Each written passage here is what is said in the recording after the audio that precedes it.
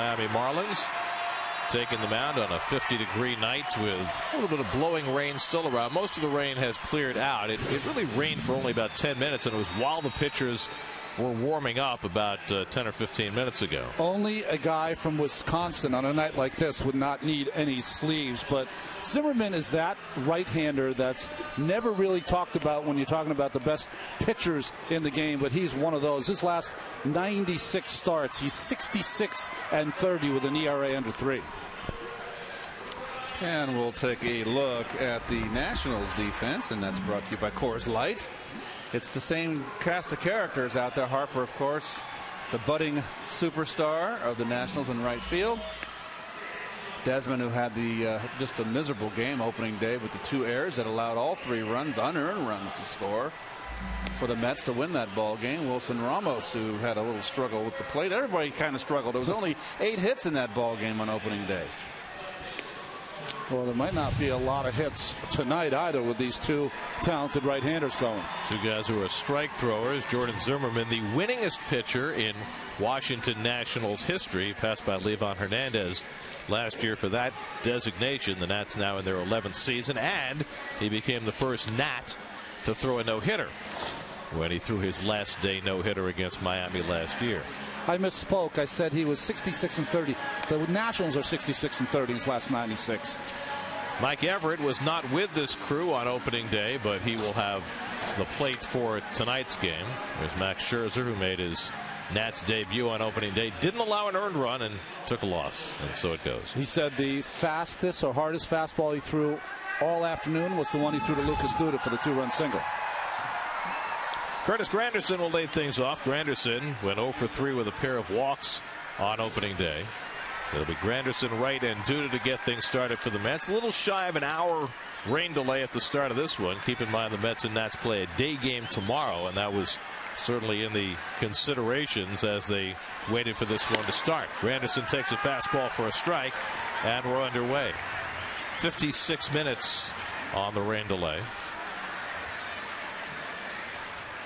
Zimmerman is a guy you might as well go up there ready to hit against. Last year, 1.3 walks per 9 innings, the best in the National League. He's an uber aggressive pitcher that just pounds the strike zone. Give me a stat before the game. What was that, Gary? He's gone how many innings without walking consecutive batters? 564 1/3 innings without walking back-to-back hitters. That's just phenomenal. He is a power pitcher all the way, almost to the point where Steve McCaddy, the pitching coach, would like to have him ahead in the count, waste a pitch every once in a while, but he's just so aggressive. Just right in on the hands of Granderson. Now, last year he threw his fastball 70% of the time, averaged just under 94 miles an hour. There you see those control numbers. The Nats had the 1 and 2 spots, and Bartolo Colon just a shade behind. 2-2 to Granderson, and Curtis checks the swing. He went around strike 3. Tim Welke punches him out, and that's the first out of the night. What do you think, Ron? I'm not so sure. Well, we saw a lot of that last year. Is that anytime any kind of check swing seems to go in the direction of the pitcher. At least the home plate umpire asked for help. Not like Joe West. Torrey Hunter was a little peeved about that the other day. Here's David Wright. David 0 for 4 in the opener. He's had some luck against Zimmerman. 12 for 42 with a couple of home runs, and he takes a strike. This is Zimmerman's 21st career start against the Mets. He's 7-5 against the Mets, but the Nats are 14-6 in his starts with an ERA just under 3. Everybody a little more bundled up than usual. It was 76 at game time on Monday. Right around 50 at game time tonight. Wright has to jump back from the fastball 2-1. Well, it's a rarity for us. We have closed the windows in the booth. It's a very rare thing that Gary calls for the windows to be closed. Now, let me just ask you a question, Keith. If the decision had been yours, would you have made a different one? No. I do have to say, though, this is our 10th year. This is the first time we've done a game with the windows closed. Is that? Oh, you weren't in Minnesota. Yeah, no. Minnesota or was Colorado. Brutal. Well, Colorado, we had the windows open. Oh, you did? Well, we had the camera in the booth there, and the camera can't shoot through the closed window, so we didn't have a choice. We had that double header, you and I, Gary, that was just miserable. And in Colorado with the wind blowing in the whole 2 games from center field. Right, fouls off the fastball. Remember, they had the shovel brigade before the doubleheader because they had all that snow. I think they had 8 inches of snow that they had to clear off the field, and they wouldn't bring in the heavy equipment, so they just had 500 shovelers out there. That was the coldest road trip I had ever experienced. 2-2 from Zimmerman, and Wright hits one out to right field, chasing Harper back, and right in front of the warning track. He gets turned around, but makes the play for the second out. Well, Harper can cover ground out there. A very accomplished defender, I should say, and makes a nice play on a kind of a line drive that was kind of sinking away, tailing towards the line. Makes the adjustment. The wind is blowing from left across toward right, and might have held that ball down just a little bit. Here's Lucas Duda with 2 out and nobody on. Duda 2 for 4 on opening day, including the big hit, with the Mets down 1-0 after the drop pop-up by Ian Desmond. Duda behind in the count, drilled a base hit. The Mets' first hit off Max Scherzer after he had gone 5 2/3 without allowing one. And it put the Mets in front, and they never looked back. It's a hard luck loss for Scherzer. 3 unearned runs. Gifts from Ian Desmond. Before the Duda hit, people were scrambling for their record books and finding the name of Bob Feller, the only pitcher ever to throw a no-hitter on opening day. That was back in 1940. 3-0 to Duda, and Lucas takes a strike. Well, we talked about Zimmerman's no-hitter, which was saved on a great catch by Steven Souza, who's now a Tampa Bay Ray. And Duda thought it might have been ball 4, but Mike Everett begged to differ. 3-2. He's got such great control that even when the count is 3-1, he throws to corners.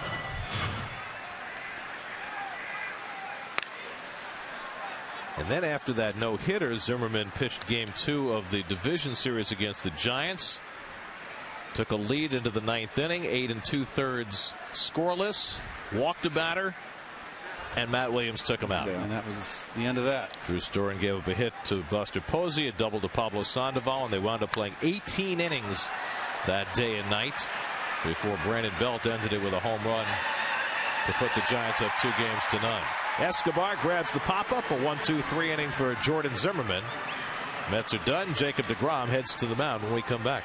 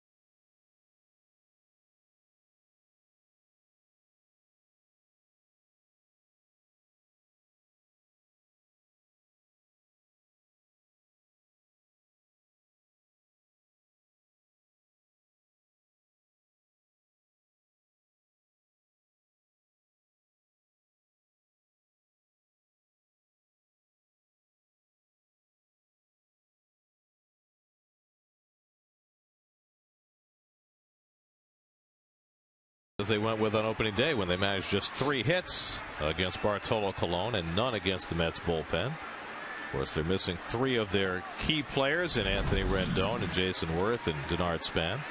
You see the numbers for Jacob deGrom. He was the 9th round pick in the 2010 draft, the 272nd player Michael Taylor leads off and takes a fastball for a strike. Taylor went 1 for 4 on opening day. Had a leadoff hit in the first inning against Bartolo Colon. An error followed, then Colon pitched out of trouble and was never really in trouble again. And deGrom going right after him. 0-2. Very similar pitchers, really. deGrom, and much like Jordan Zimmerman, attacks hitters, things that we love up here in the booth. Quickly ahead 0-2. And he breaks Taylor's bat right on the charge. Double clutch, but plenty of time to get him. 1 away. Well, now it's time for your Metsies, your Metsy defense. Alexis, of course, brings that to you. Kadire in left, the new man out there. Lagares, the Gold Glover, of course. Daniel Murphy at second base, recovered nicely from that hammy. And Darno with big 2 hits and an RBI triple in the first game. Here's Yunel Escobar playing third base in the absence of Rendon. He'll be moving back to second when Rendon is able to play. Good fastball by deGrom up and away. 95 from Jacob.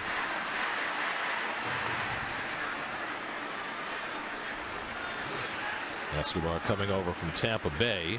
Has been a shortstop for most of his career. Was learning to play second base this spring and then volunteered to move to third when Rendon got hurt. Which I thought was great maturity on Escobar's part. He hasn't always been considered that mature player. Now 32 years old. Down the right field side, Granderson right at the sidewall, but not enough room. 1-2. The wind pushed that out of play. Great year for Jacob deGrom last year in Stetson University, where he went. Corey Kluber, the American League Cy Young Award winner, also from Stetson, and Jacob, of course, with the Rookie of the Year. What were the odds of that day? Right. A pair of hatters.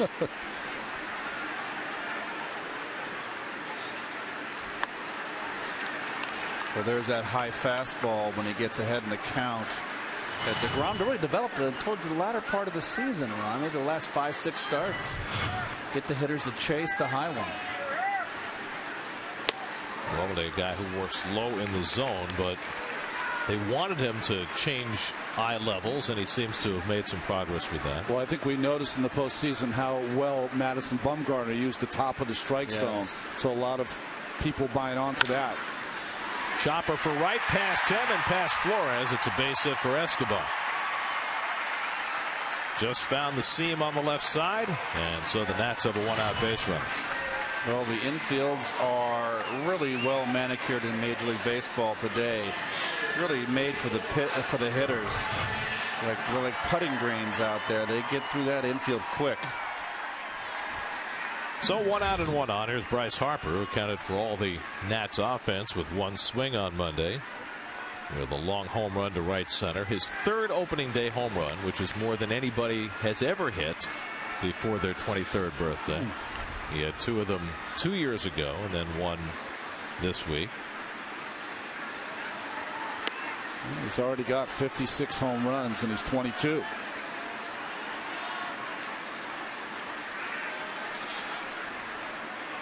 But the last 2 seasons, 100 games last year, 118 the year before.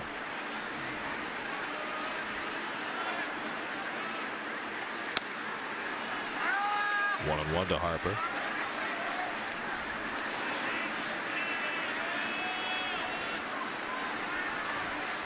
David Wright really taking that hole away from Harper. They're really playing him as a pull.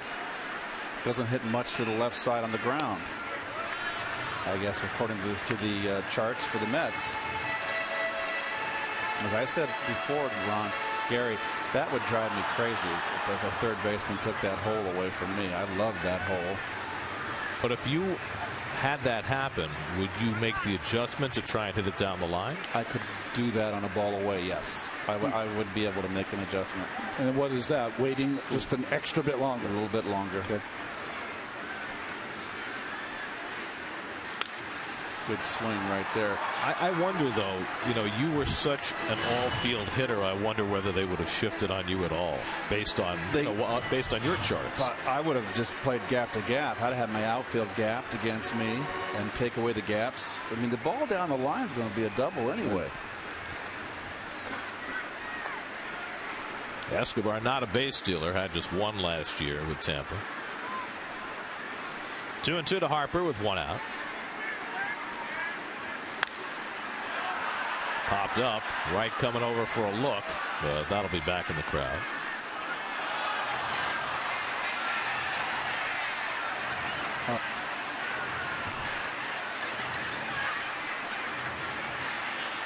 There's something with Harper's swing. Watch how his body, how he kind of pulls away, and that is peculiar. And I think that gives him a little trouble with the outside pitch. He gets right to the point of contact, and you see his body kind of drift towards away from home plate.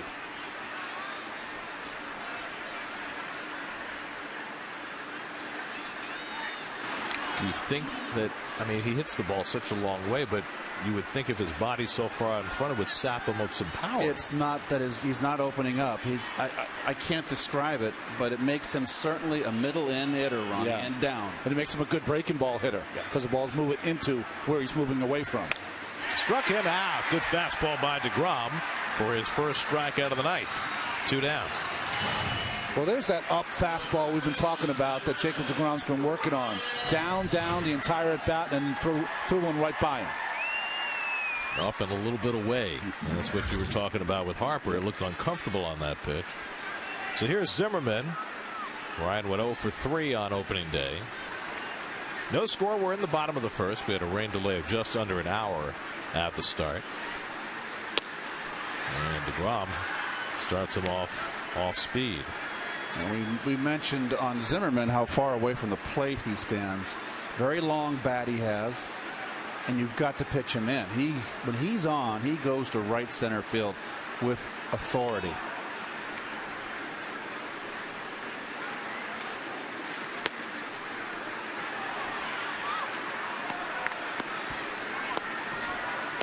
He really had an off year with the power numbers last year, particularly the home runs. Worst of his career, to be exact, and he's always been a guy that's been hurt. You know, he just can't stay healthy. Played just 61 games last year, hit just 5 home runs.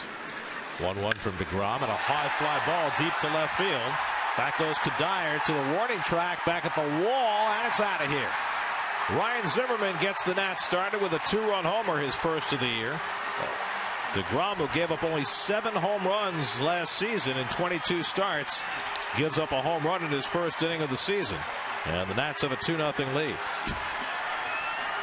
Well, me and my big mouth, I feel like Ralph Cramden.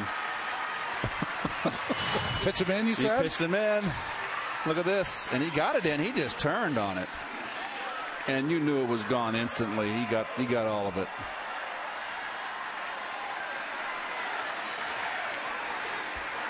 Kind of hit that one through the wind, didn't he? It's the worst moment for a pitcher, that anxious moment. You wish that's going to stay in play, and it usually never does. Ronnie, and you mentioned in spring one of the things that deGrom was so good at last year was he didn't give up home runs. Well, when you elevate the fastball, Keith, when you start to consciously try to elevate it, you're going to run into more home runs. 7 home runs in 140 innings last year. A terrific home run ratio. Wilson Ramos batting with 2 out and nobody on. So the Nats, for the second straight game, take the lead on a home run. It was Harper's solo shot against Cologne on Monday, and now the 2-run homer by Zimmerman off deGrom. Last summer went more than 67 innings, more than 2 months at one point without allowing a home run.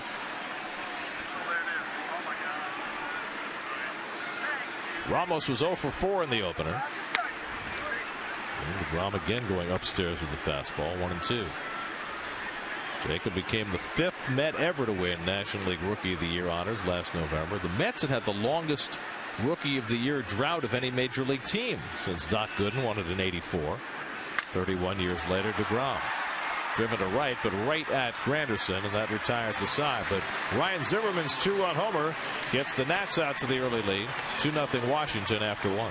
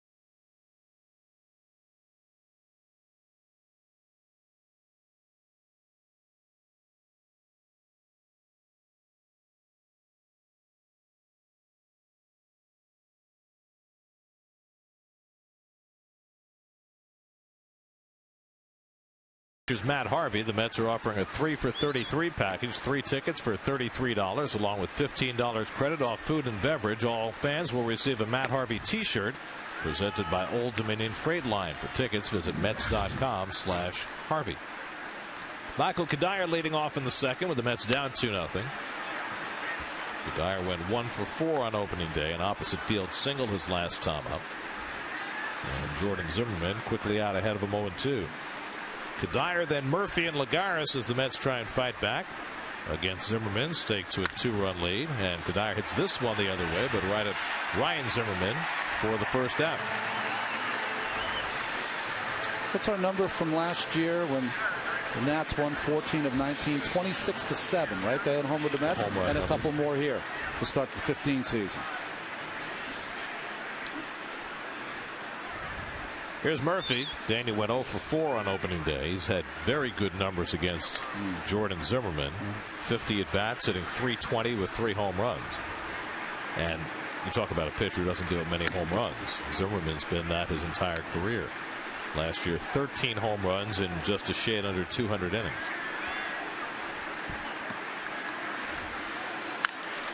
And Murphy plugs this one into right field for the Mets' first hit of the night. Sometimes even good pitchers, they just have that one hitter that owns them. And Murphy's owned Zimmerman so far in his career. So 1 out and 1 on. Now Juan Lagares is in the 6th hole for the second straight game. Went 0 for 4 on opening day. This should be a better matchup for Juan Lagares. So a guy who throws strikes usually doesn't make you chase too many pitches.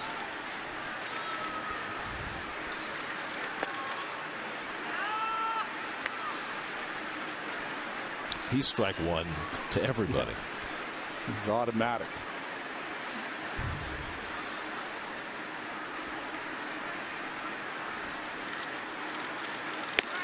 Ooh, threw it by him there.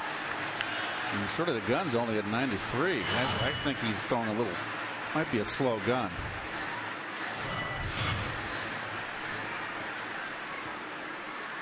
Questioning the technology? Yes, I am. Luddite.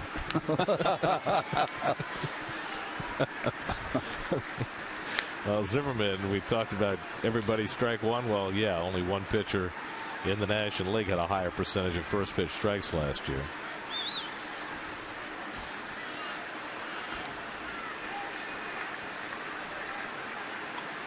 Oh, and 2 to Lagares with d'Arnaud on deck. And one pokes one the other way for a base hit. Murphy to second. He'll stop there against Harper. And so the Mets with back-to-back hits. That one on an 0-2 pitch. Didn't get the slider away enough. Nice hitting by Juan. Kept his hands back. If you keep your hands back, you got a chance in that ball away that's breaking away from you. Nice hitting. So 2 aboard and 1 out. Travis d'Arnaud, the number 7 hitter, comes up. And keep in mind the Mets are batting the pitcher 8th. And, you know, that certainly has an impact on the way Zimmerman approaches this at bat.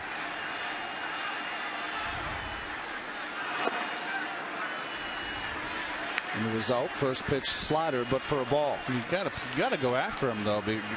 It's only there's 1 out, and you certainly don't want to in a position to pitch around him where you load the bases for. And d'Arnaud lines one in the left field for a base hit. Murphy around third. He'll come in to score. Lagares stops at second. Travis d'Arnaud, who had a 2-hit game on opening day, clubs one for an RBI single, and the Mets cut the Nats lead to 2-1. High hanger. Just pulled off enough. If he'd have just stayed in a split more second, he might have hit it out. But nice. Look at the level swing.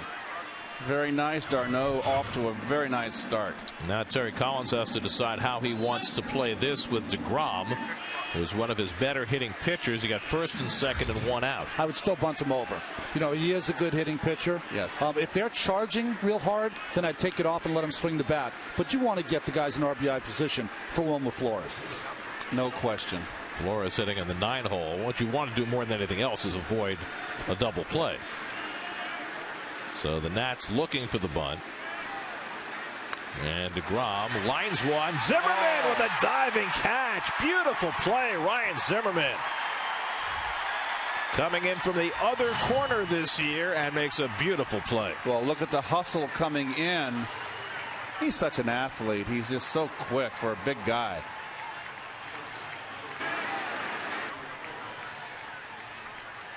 Very nice. And good base running by Lagares and d'Arnaud to avoid getting doubled off. You've got to be so conscious if you're the pitcher bunting against Zimmerman. Throws a lot of fastballs up in the zone. Got to get on top of it. So Flores comes up with 2 out and 2 on. Wilmer went 0 for 4 on opening day. He's hitting in the 9 hole tonight. So Curtis Granderson on deck. And takes a first pitch fastball for a strike. Wilmer had a tough day, I should say. Tough hitting conditions yesterday with the shadows, and also on a very tough Max Scherzer, who's awful hard on right-hand hitters. See David Wright's comment after the game. He said 4 o'clock start. 4 o'clock starts, and then he used the word we can't use on TV. That's to say he didn't like it. You can use it once. Remember, say anything once. The World Series was in shadows in '69, I remember. So many years because of television considerations. You get those late afternoon starts on the West Coast during the World Series, and it certainly affects the way the hitters can see. 1 and 2 to Flores. So Murphy, Lagares, and d'Arnaud pasting together 3 straight hits, and now Zimmerman trying to limit the damage, but unable to throw up a 0 after the home run by Ryan Zimmerman. 1-2.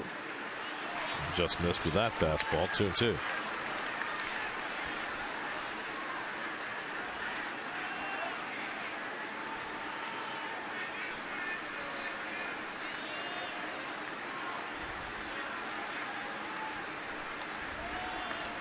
Two out, 2 on, 2 and 2 to Flores. And a little number. And no chance for Escobar, and the bases are loaded. So Flores tops one for the 4th Met hit of the inning. Well, Wilmer gets his first base hit of the season, and you'll take it any way you can get it. It looked like Zimmerman slipped coming off the mound, or he would have been able to make that play. The only person who could have made it. Still a little wet out there after the brief rain shower we had. They never covered the field. They did cover the mound. So now a chance for Granderson with the bases loaded. 5 career grand slams for Curtis, who struck out his first time up. Midst of a run in here in the second. Bases loaded, 2 out. This is not who Zimmerman wanted to face with the bases loaded. He wanted to get Flores. Granderson 3 for 14 in his career against Jordan Zimmerman. Interesting, Zimmerman shaking off Ramos there. Maybe you're not going to get the first pitch fastball here to a good fastball hitter. Don't throw a lot of changeups. He'll mix in an occasional curve against the left-handers. There it is. Good curve right there. Not a very big lead at second base by d'Arnaud. But you got to get a little better lead because you are in a scoring position. You shortstops behind you got to rely on Tuffle, your third base coach. And now Zimmerman for a rare moment. Misses with the fastball, and it's 1-1. He's having trouble getting that ball inside to the lefties so far. 19 pitches in the first inning, 19 more here in the second. 1-1 to Granderson, and Curtis watches just off the corner. 2-1. And Zimmerman, who rarely lets anything perturb him, looked a little annoyed with that non-call by Mike Everett. He's a little flustered right now. I think that's what Keith said. He didn't want to face Granderson in this inning. He's one of those guys that pitches that gets kind of flush in the face. Kind of like David Cohn. Remember David get out there and pitch, you get all red and you get his blood up and you get red faced. Wally Whitehurst. I always thought that he was going to have a coronary. He was out there. Lagares, d'Arnaud, and Flores, the base runners with 2 out.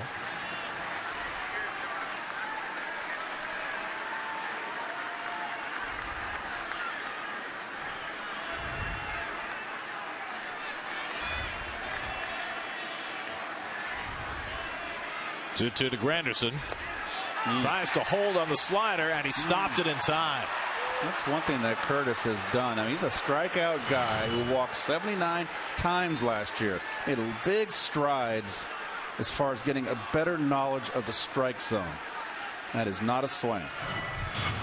So now the merry-go-round will be in motion. Lagares, d'Arnaud, and Flores will all be running.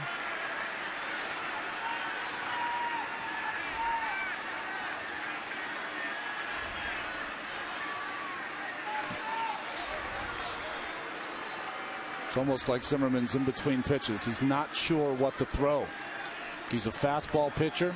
That's what he throws majority of time on 3-2, but hesitant here to Granderson. And Curtis takes strike 3 call. I think it got there. I think it was low enough, Ron.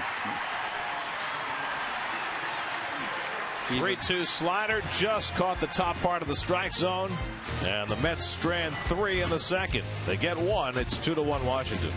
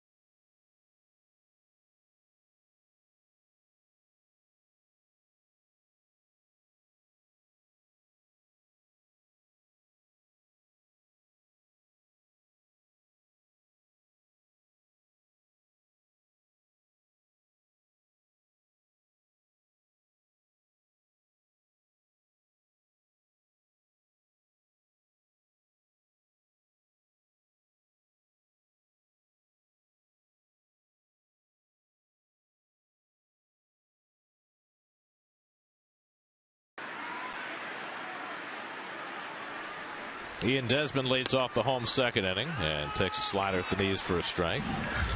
Desmond had a very rough opening day, 0 for 3 with a couple of errors that led to 3 runs. And he said he was embarrassed by the errors, particularly the pop-up. That was just really a bonehead play. Well, the thing is, Ugla was under it and calling for it, and Desmond said he didn't hear it, and Ugla said, I need to be louder, but I mean, it's Ugla's ball all the way. This is the major leagues. It's on the other side of the infield. It's a routine pop-up. You know the second baseman's going to get it. Well, at some point, right, Keith, that you've been running for too long to be at your play,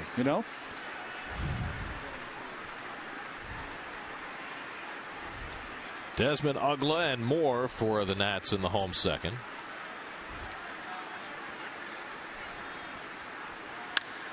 And it's lined to left, but right at Kadire.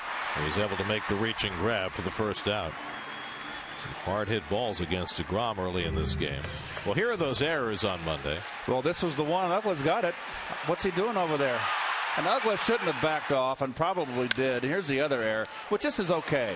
It's just a throwing error. But there's no excuse for the pop-up. That's a mental error. Physical errors are going to happen in the course of a season, and unfortunately for Desmond, they helped the Mets score all 3 of their runs.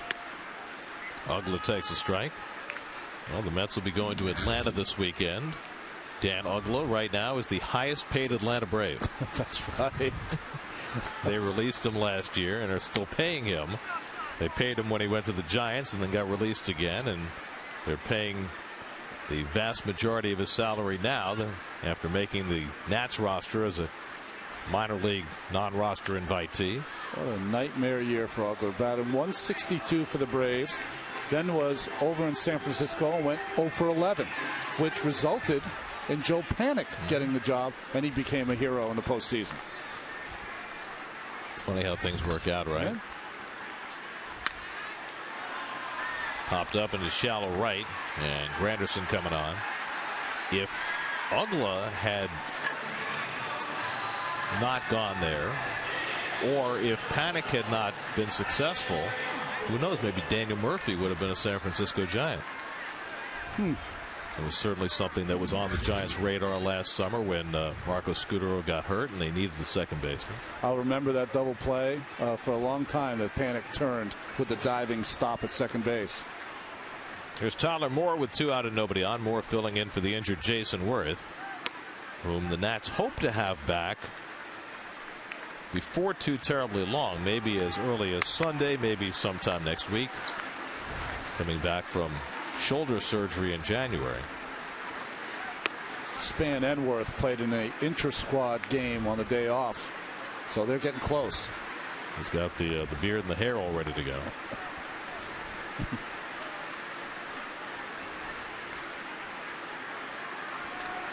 1-1 from deGrom, and Moore takes outside. 2-1. Tyler Moore tried to get time from Mike Everett, the home plate umpire. I think he got something in his eye. I saw him kind of tweak his eyes. He's trying to get time, didn't get it. You got to get in there and hit. It's fortunate because the ball was out of the strike zone.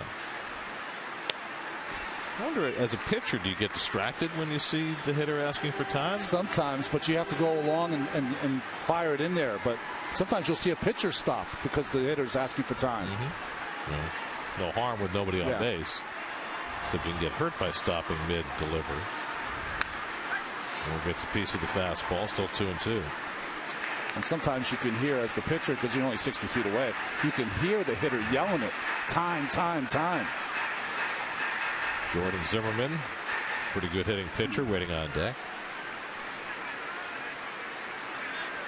2 out and nobody on, home second, and that's up 2-1 on the strength of Ryan Zimmerman's 2-run homer. And Moore goes down on the breaking ball, so deGrom has his second strikeout. 1-2-3 inning for deGrom in the second. Mets down 2-1 after 2.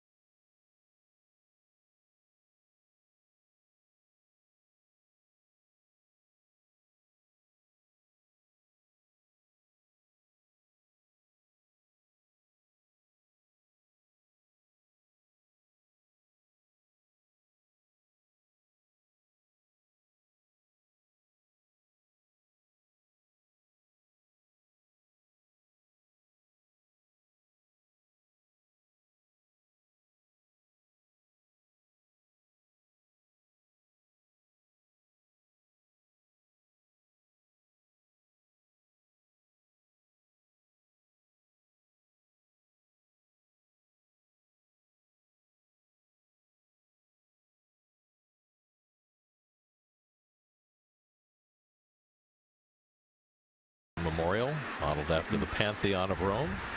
This third inning presented by your local tri-state Audi dealers and the uncompromised Audi A3 sedan. Man was good at writing that declaration. David Wright pops one up into right field on the first pitch he sees in the third, and Bryce Harper settles under it, one away. Well, Thomas Jefferson was really the one that started the second political party in the United States. It was the Federalists, and it was Washington and John Adams, and Thomas Jefferson was the one that had a different point of view, a political point of view, and started, which was then, I believe, the Republican Party. Yeah.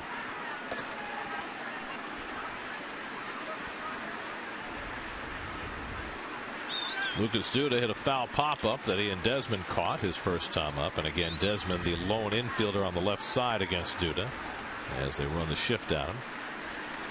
Duda nubbed one off the end of his bat on Monday that trickled to the left side of the infield for a swinging bunt hit.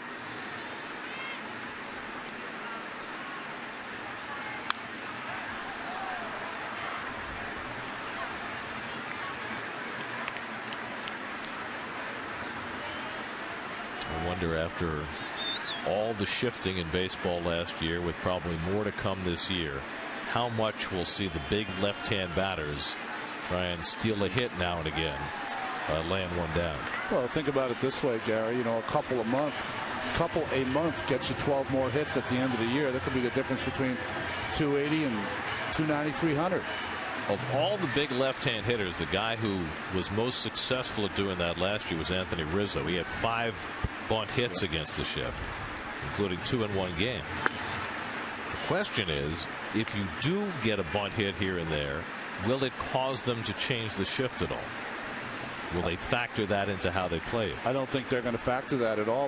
What they're telling you is they're giving you the bunt base hit because they respect your power.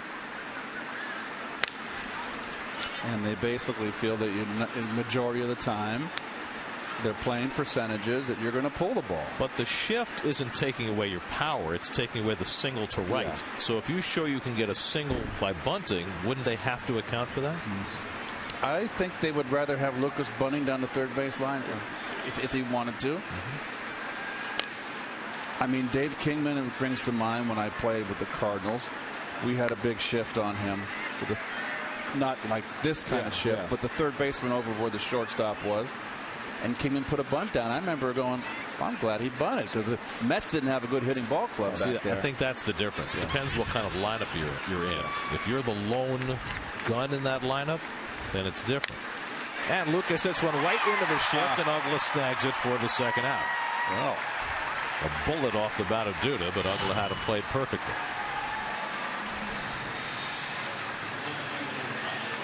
Well, hang with them. You know, the one thing that's not talked about a lot in the shift, Gary and Keith, is that at some point you have the defense out there, but you see the slider from Zimmerman. So if you're going to make a mistake, you make a mistake with something soft, because it'll be more apt to pull it and hit it into the defense. Michael Kadire grounded out to first base his first time up. Had a big spring, 6 home runs. Just kind of getting off. There's a second game here. We're not even into the third inning. We're in the third inning of the second game, and just seems like he's not comfortable to me. Well, it looked like a little bit of an overswing too. We didn't see that much of that in spring.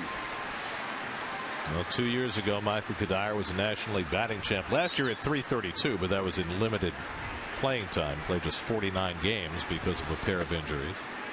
First his shoulder. He actually fractured his shoulder and then came back too fast and hurt his hamstring. Pretty much ruined his year. By the way, his old team, the Rockies, 12 doubles in their first 2 games, and they did it on the road to tie a major league record. Another chance for Ryan Zimmerman. A 1-2-3 inning for Jordan Zimmerman. Middle of the third, 2-1 Washington.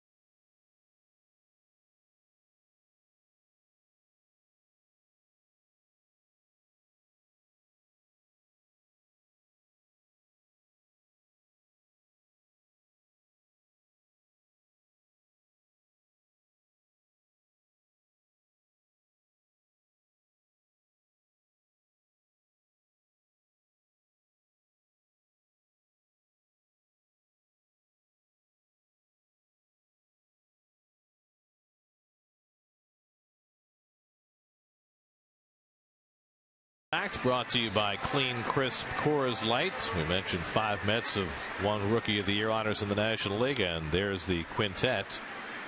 deGrom 30 years after Dwight Gooden. The latest Mets Rookie of the Year. Jordan Zimmermann leads off in the home third. Zimmermann, a lifetime .201 hitter. He's not a easy out.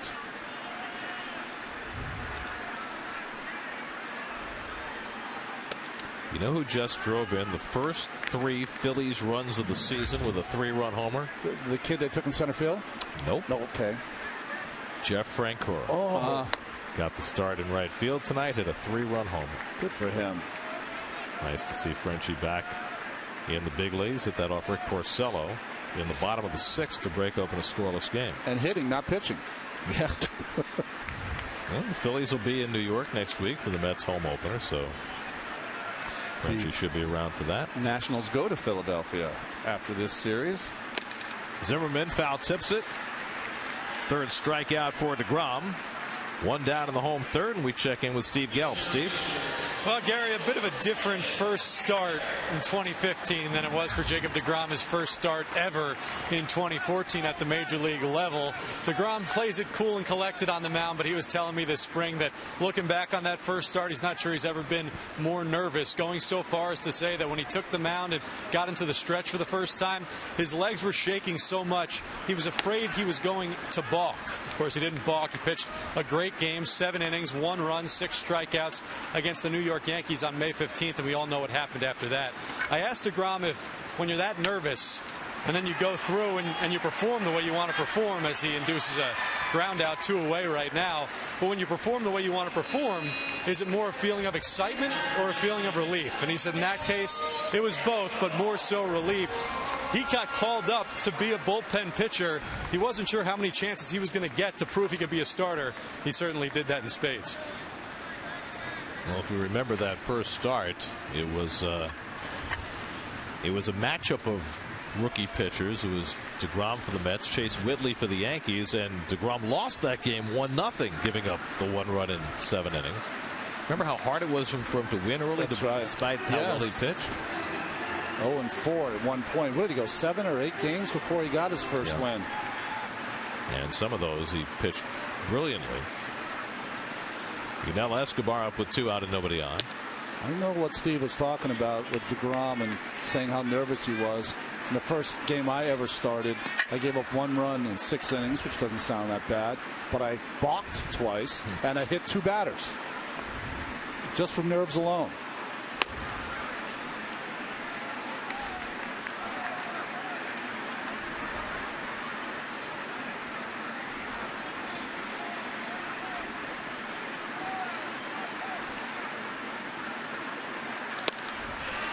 A good changeup by deGrom, 2-2. Well, Escobar does not get cheated. Has a big swing.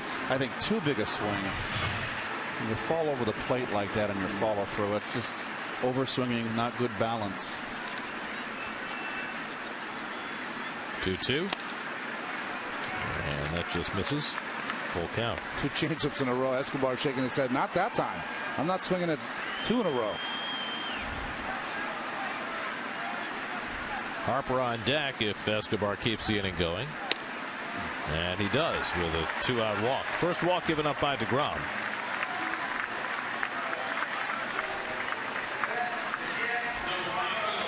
Well, there's the voting in the Rookie of the Year last year. It wasn't close.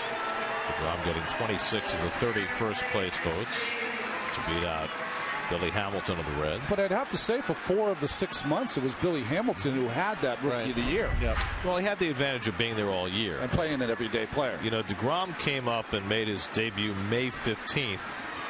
There are only 3 other pitchers who've won Rookie of the Year who started for the first time that late in the season, as Harper swings and misses the fastball. Don Newcomb with the 49 Dodgers, Don Schwal with the 61 Red Sox, and Dave Righetti with the 81 Yankees. Usually the guys who win Rookie of the Year are the guys who are there all year. Of course, the way things work now, fewer and fewer players start the year in the big leagues in their rookie season because of all the financial consideration. Yeah, ask Chris Bryant.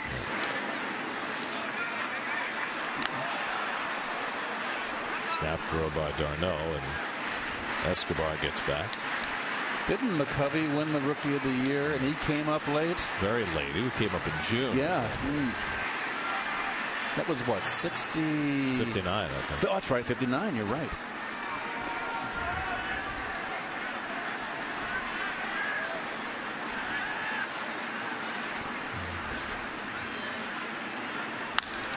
Harper fouls it off.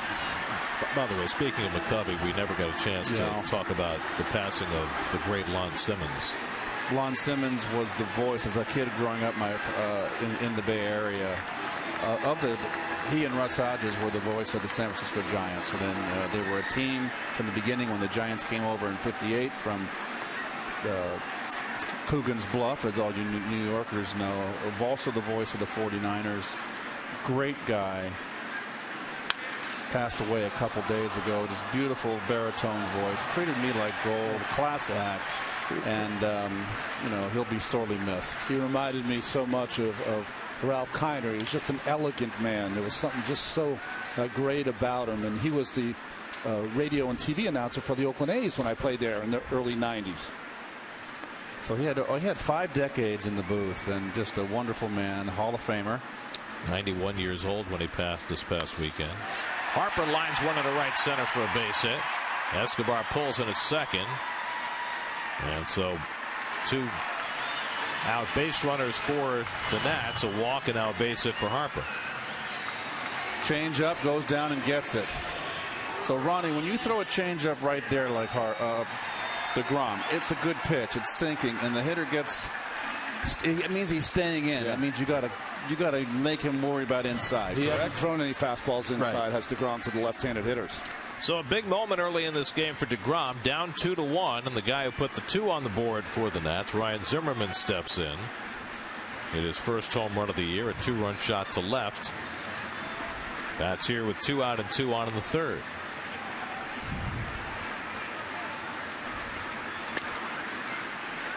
And takes a fastball at the knees.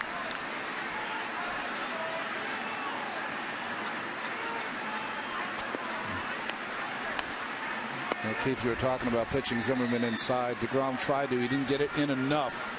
But he still have to come inside. Just think of it, not throwing a strike. Just get him off the plate. There's another strike right there. Zimmerman taking 2 fastballs. That one was down the pipe.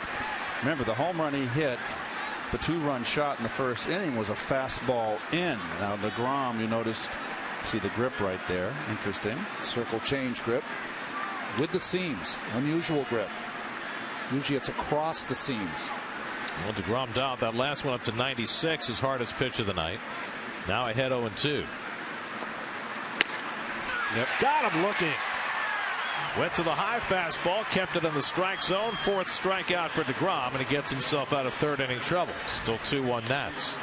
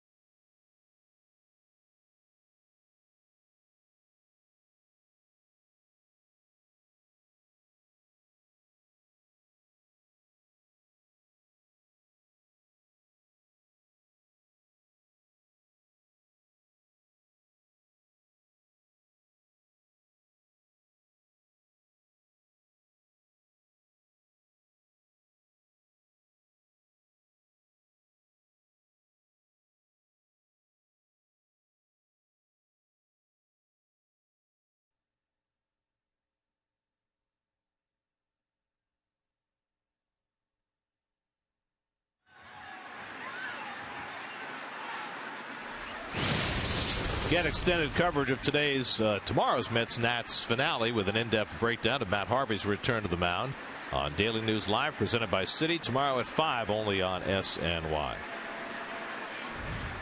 Daniel Murphy leads off in the 4th inning. Mets down 2-1. Murphy singled to right field his first time up and scored the Met run, and he takes a strike from Jordan Zimmerman. Murphy, Lagares, and d'Arnaud for the Mets in the 4th. That strung together 3 straight hits to score a run in the 2nd, but left him loaded. And Murphy trying to take one the other way, fouls it off, 0-2.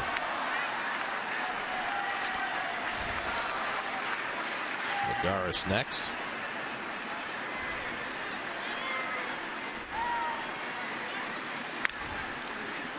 Down to Ryan Zimmerman. Zim to Zim for the first out. Feel like a Dylan song should be playing. One with a double N at the end, right? What was Dylan? Was he 1 N or 2? I think he was 1.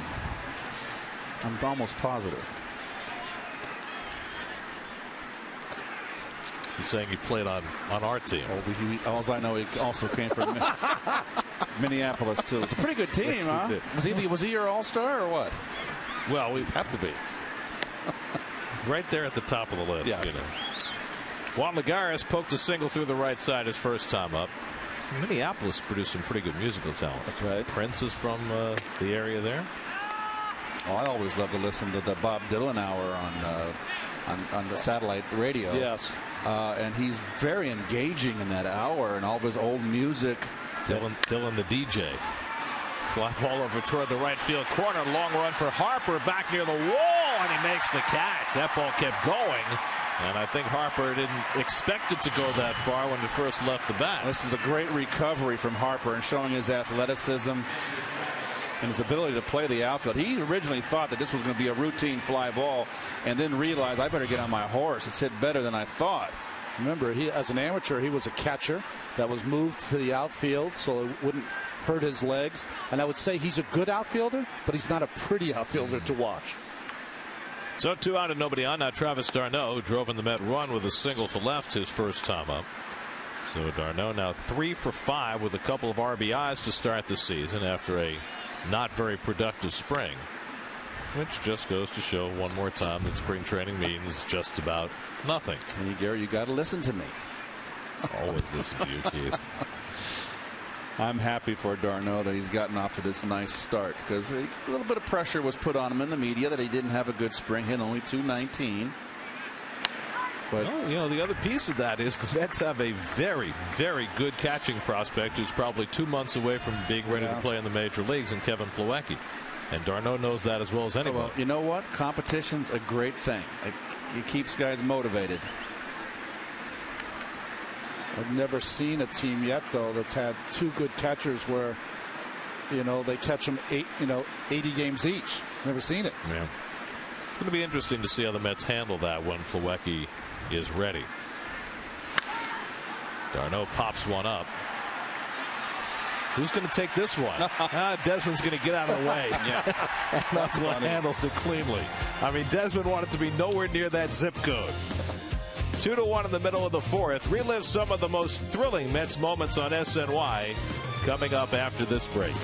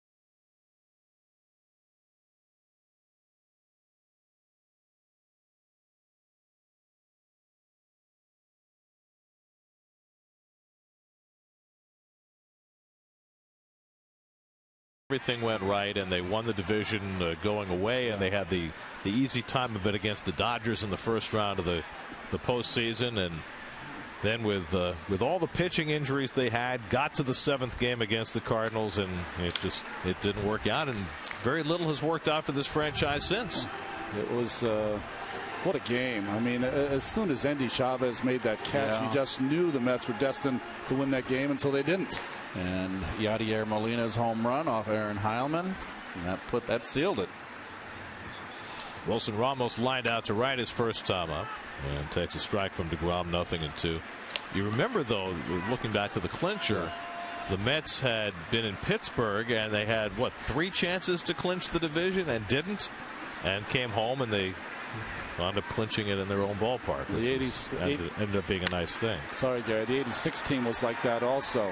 They had a chance to clinch the division in Philadelphia, never did, and ended up doing it at home. We had 3 in Philadelphia. They beat us.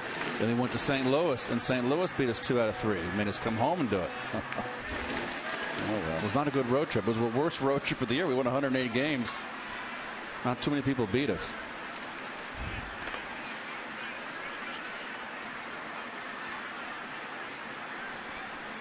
Oh, and 2 to Ramos. And the slider off the plate. Gary, remember when you and I were doing the pre and post from the ballparks, and we were in St. Louis, and we were on. I don't know what they built for us, but we were on scaffold. Yeah, but it felt like it was going to fall down at any moment out in the parking lot. Oh, and then it was raining, and they have the ballpark village there where we were doing those pre and post games from. But then it was just a vacant lot. Who's going to take this one? Looks like Duda calling, and Duda handles it for the first out.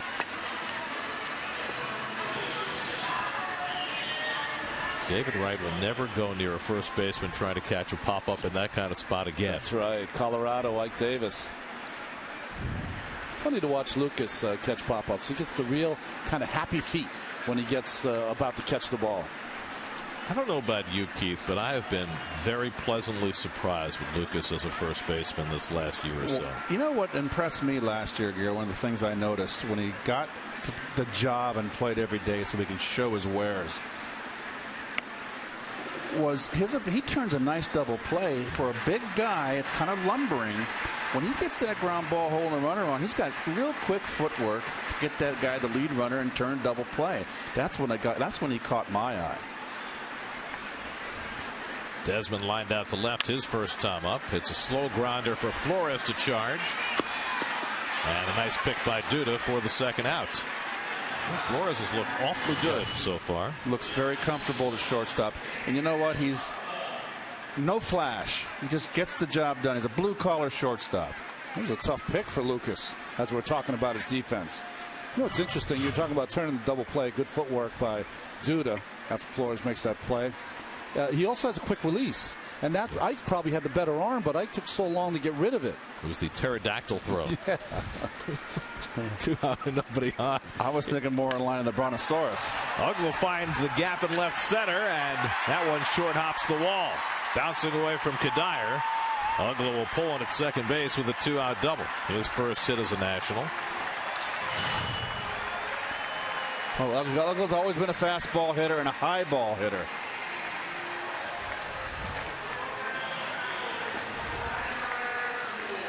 So he just gaps that one right there. Took a funny carom off the wall there. Kadire was shading him toward that gap and hit so hard he couldn't catch up to it. So 2 out and a runner at second. You got the pitcher on deck, and Tyler Moore will get an intentional pass. And we mentioned earlier Jordan Zimmerman, not an automatic out by any means, but Mets will use their discretion here and walk Moore. So this will be the second walk for deGrom tonight. 171 hitter is Zimmerman coming into this game tonight, and that's a pretty good solid number for a pitcher. I mean, you want to be around 200. The more elite hitters, deGrom could hit 200 as a pitcher. Not many of those. And there's ball 4, and Moore will go to first. So deGrom worked out of a 2-on, 2-out jam in the last inning. We'll try and do it again. It's the best online source for Mets information with a constant flow of Mets news and opinion, featuring game breakdowns, special features, and player profiles. Mets Blog, presented by Citi, part of the SNY.TV blog network. Jordan Zimmerman struck out his first time up. 2-1 Washington, bottom of the fourth.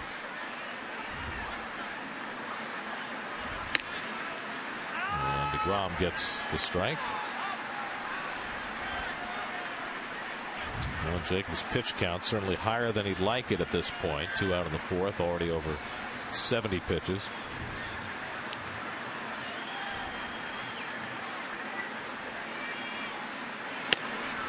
Day game tomorrow, and it marks the first start in some 500+ days for Mr. Matt Harvey, who looked in spring training as though he had never left. What a wonderful pitching matchup. Well, you remember the last time they got together at Citi Field, and Harvey left the fans chanting, "Harvey's better." That's right. Oh, yes. And let's remember that Strasburg led the National League in strikeouts last year with 242, I believe. Strasburg's been accustomed to pitching the first day of the season. That's right.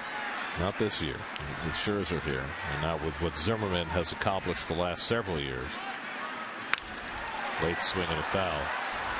It was interesting listening to Matt talk to the media today. He said, I try to act as though 2014 never happened, that this year is, I'm picking up where I left off in 2013.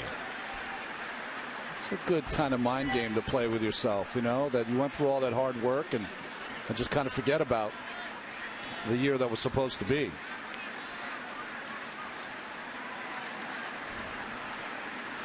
One-two from deGrom, and Zimmerman takes strike 3 called. Inning over. 5 strikeouts now for Jacob deGrom. Second straight inning, he's worked around a couple of base runners. After 4 in D.C., 2-1 next.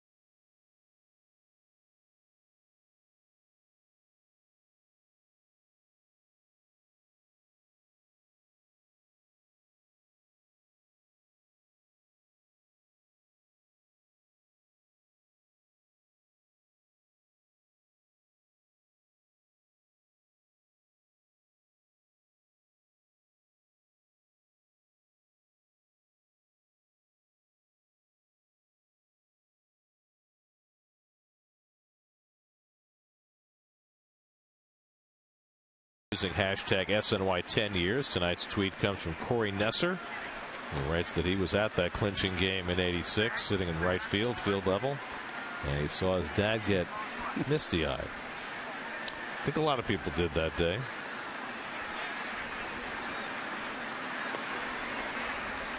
Jacob deGrom up for the second time. Failed to sacrifice his first time up.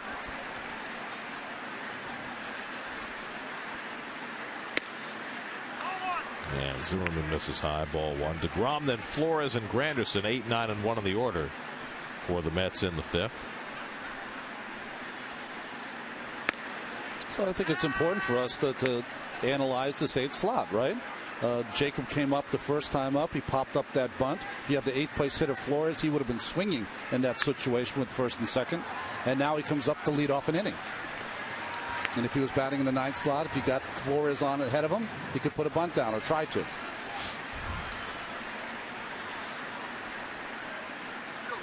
Well, there are a lot of moving pieces when it comes to the Mets lineup right now, and it looks unconventional in a couple of different ways. One is the pitcher batting eighth, which has been tried before. Tony La Russa did it a lot when he had Mark McGwire and Albert Pujols in St. Louis. Joe Maddon's doing it now with the Cubs. Right. The other thing the Mets are doing is they're taking the guy who's their marquee player, David Wright, and putting him in the two-hole as deGrom strikes out for the first out. And that's something that has been a trend as well. Most notably in Anaheim, where Mike Trout hits second. The Dodgers have Yasiel Puig hitting second. The Rockies have Carlos Gonzalez hitting second. And there is a sabermetric theory that your best hitter should hit second. And all your best hitters should be up in front of the top of the lineup. I think the theory behind that in the course of the season, that if David Wright's hitting second and Granderson's hitting first, those guys in the 1, 2, 3 holes are going to get up 80 more times plate appearances than the guys in the bottom of the order, which makes sense. I mean, they've run so many computer models on these things, and one of the things Terry Collins cited today is that Zimmerman has to do a little work on his spikes with the mud out there. He said that the study that the Mets looked at was that the number 3 hitter comes up with 2 out and nobody on more than any spot in the batting order, which I thought was fascinating. I find it hard to believe because I pretty much lived in that 3-hole most of my career. Guess it depends who's to me first and second. My feeling is this: is that David Wright hitting second, and whatever, first inning of a ball game, I think 80% of the time he's going to get with nobody on.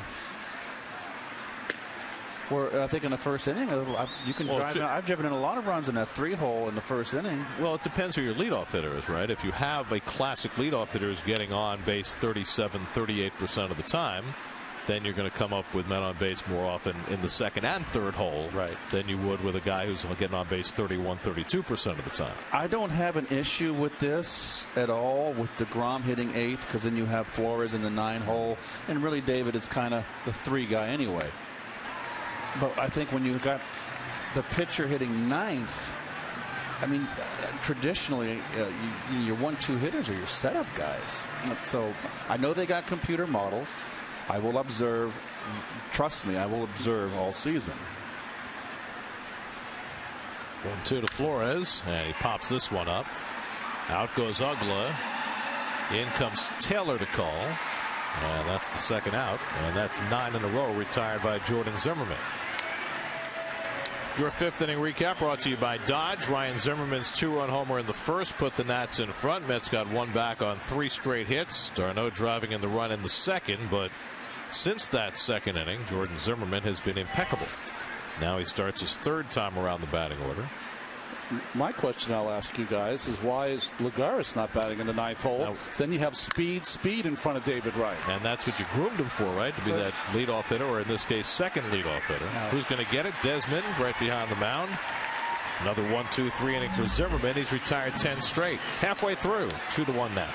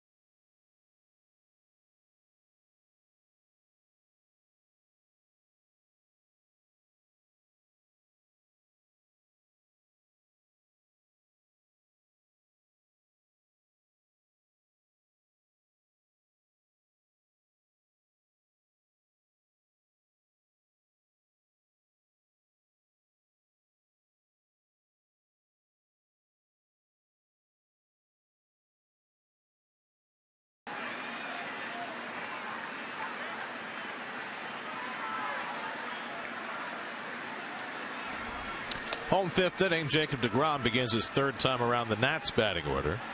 Michael Taylor leads off. He's grounded out to the left side both at bats. And flies this one behind first base. Duda hoping for enough room and has it.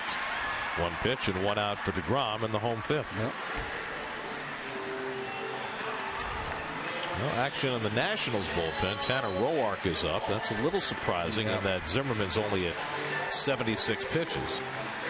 And you see the People's United Bank starting pitcher numbers. deGrom with 5 strikeouts, but gave up the 2-run homer to Ryan Zimmerman. That's the difference in this game. Here's Yunel Escobar, who's been on base twice, singled and scored in the first, drew a walk in the third. Hit hard, and Duda with a nice sprawling grab. 2 pitches and 2 outs, both handled by Duda. Well, we're talking about Duda's skills at first base. He's got sure hands. Very nice diving play there. Purely reactionary. Lucas, whatever he can get to, is going to make the play. Harper going to take a pitch? He's got to take a pitch. Playing right into the hands of deGrom. They're going to try to push him. He might have been in the last inning if he had a tough inning. 2 pitches, 2 outs. If you get one middle in, we'll take a rip. You get the pitch you like. Take a rip. Well, he neither took a rip nor took a strike.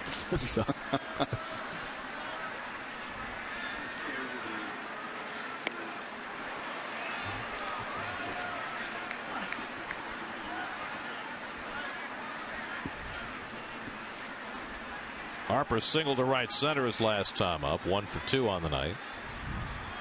3 for 6 to start the season. And shoots one the other way for a base hit. Well, Bryce Harper using the whole field. And he's 2 for 3 tonight. Well, you can't pound a circle into a square. You're going to pitch me away, then I'm going to hang in there, and I'm going to get a base hit to left field.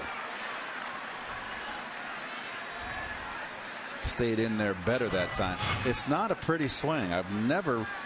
It's not a classic baseball swing. It's got a lot of moving parts. It's very disjointed and almost automatum. Here's Ryan Zimmerman. Hit the 2-run homer off deGrom. And then his second time up, took 3 straight fastballs and struck out.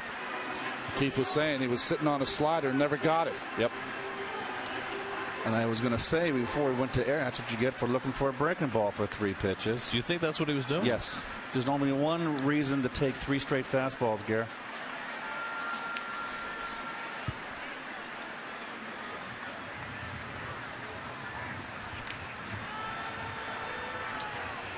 Harper stole just 2 bases last year in an injury-shortened season.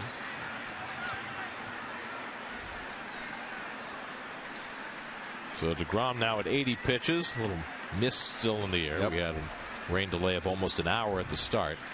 It's typical April weather in baseball. Pretty much no matter where you're at, unless you're in Florida or Southern California. It's just that damp air. Though April showers may come your way.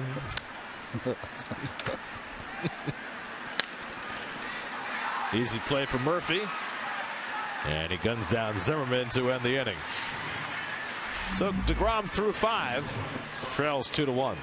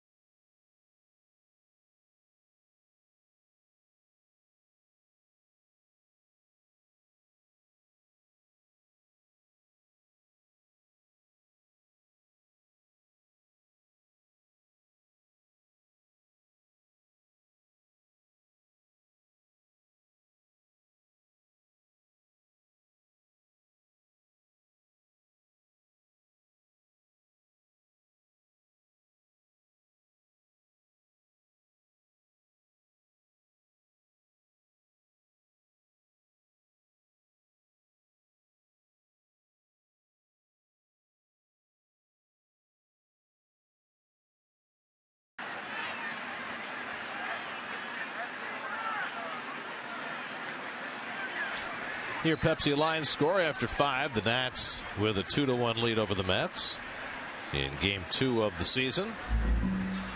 David Wright leads off in the 6th. David's been up twice, fly to right both times. First one, he hit the ball hard and sent Harper back in right field to grab a drive. Second time, he did not hit the ball nearly as well. Wright, Duda, and Kadire against Jordan Zimmerman. And Wright fouls this one away, and quickly it's 0-2. Tanner Roark is continuing to warm in that Nats bullpen. I don't know if that's for him to come in the game or just get his work in. He's a long man. I think he's getting some work in. I can't see him coming into this Not game. in a tight ball game. The Nationals want to win this one. He had a real tough spring. But boy, was he good as a starter last year. Sure was. Knocked out of the rotation with the acquisition of Scherzer. Zimmerman takes care of Wright on 3 pitches. That's his 4th strikeout. Well, there's the Nats power rotations presented by DraftKings. Play daily fantasy baseball for free on DraftKings.com. Enter promo code NYM for free entry and claim your share of $300 million this MLB season. Well, I think it has been axiomatic this spring to talk about the Nats rotation as the best in the National League, probably the best in baseball. 5 starters, all of whom were in the top 26 in major leagues in ERA last year. You could have made the argument that they were the best last year before they got Scherzer. So, of course, they're better now. So I guess the question is, if you lay that aside and say, okay, the Nats have the best rotation in baseball, who else is near the top? What's the rest of the top 5, do you think? I got to believe St. Louis is in there with their starting rotation, Gare. Especially if Walker comes back 100% and Carlos Martinez ends up being the star that we think he's going to be. And I got the Mets are in the top upper echelon, in my opinion. Now, when you look at National League, we're doing, right? Yep. Okay. When National you look League. at staffs, sometimes you get blinded by what's at the top, and I'm thinking about the Dodgers. Yeah, because Kershaw and Greinke, of course. I think that you and I were talking before the game, Gary. I think, Keith, the way you do this is you flip it upside down. So you look at the 5th starter first, and that's what makes the Nationals so good. Gio Gonzalez is their 5th starter. He'd be a number 2 or 3 on most of the ball clubs. Well, if the Mets hadn't lost Zach Wheeler, you might be saying the same about them, right? Well, I think when you look at Zach Wheeler, you're looking at Zach, Jacob, and Matt Harvey as 3 guys, if they have their best stuff, can completely shut you down. What you've got with the Nationals, though, is that they're throwing an ace almost every night. And their versatility. So you've got Scherzer with an unusual delivery. You've got Zimmerman, who's just a strike thrower. Strasburg, who can strike out 15 at any time. Fister, who a little dabble do you here or there. Duda drives one toward the right field corner, and that's down for an extra base hit. Maybe. No, Harper plays it perfectly and holds Lucas to a long single. Nicely done by Harper. And Duda has hit a couple of ropes in this game and gets a payoff this time. Down and in where he likes it. And just a line shot, one hopper off the wall. And look at the arm of Harper and the accuracy. Good decision by Duda to stay put at first base. Mets will get their bullpen cranking. Rafael Montero, first man up. He's going to play a more prominent role now with Mejia on the disabled list. So the tying run at first and 1 out. Kadire, the batter, he's grounded out twice, both times to first base. To me, there's a sleeper rotation in the National League we haven't talked about, and that's San Diego. It's because we've talked about all of their acquisitions as far as the outfield is concerned, but they've got Tyson Ross and Ian Kennedy, who both won 13 games last year with a subpar offensive team in the Padres. They've got, of course, Andrew Kashner, who's got a one-hitter in the league. Craig Stammen now up for the Nationals. And, of course, Shields at the top. Big game James. Hit hard. Nice stop by Escobar. They get the out at second, but no relay by Ugla. Boy, Escobar handling the hot shot at third. This is a guy who's not used to playing the corner.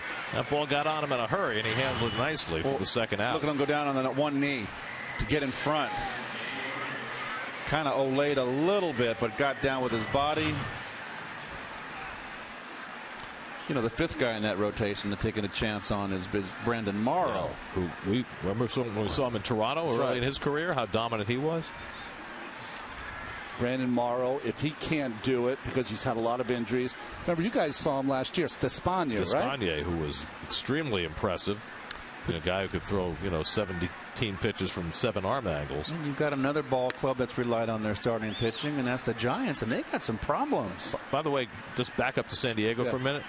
The starters got better because they got Craig Kimbrell. That's true. That's true. That helps too. He looked pretty good in his Padres debut last night, striking out the side. 2-0 to Murphy. Talking about striking out. Did you see what happened to Mr. Lowry, the third baseman for the Oakland Athletics last night, Gary? The man with the immaculate sombrero. Oh. 12 pitches, 4 strikeouts. Brad Lowry. Drive you right to the nearest bar. I wonder whether that's ever happened before. Murphy pops one up into shallow right center.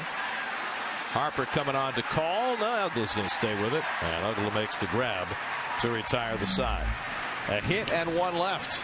Still 2-1 Washington going to the bottom of the 6th.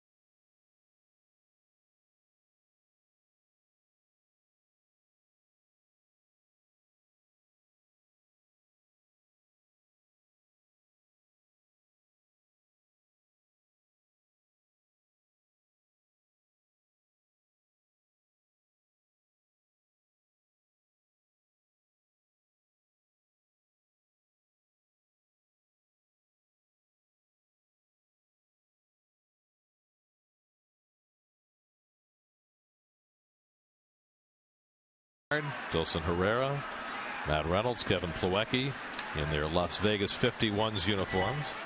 Nobody ever looks happy wearing a AAA uniform. Well, I find it funny. They all look so assertive with their arms crossed across their chest.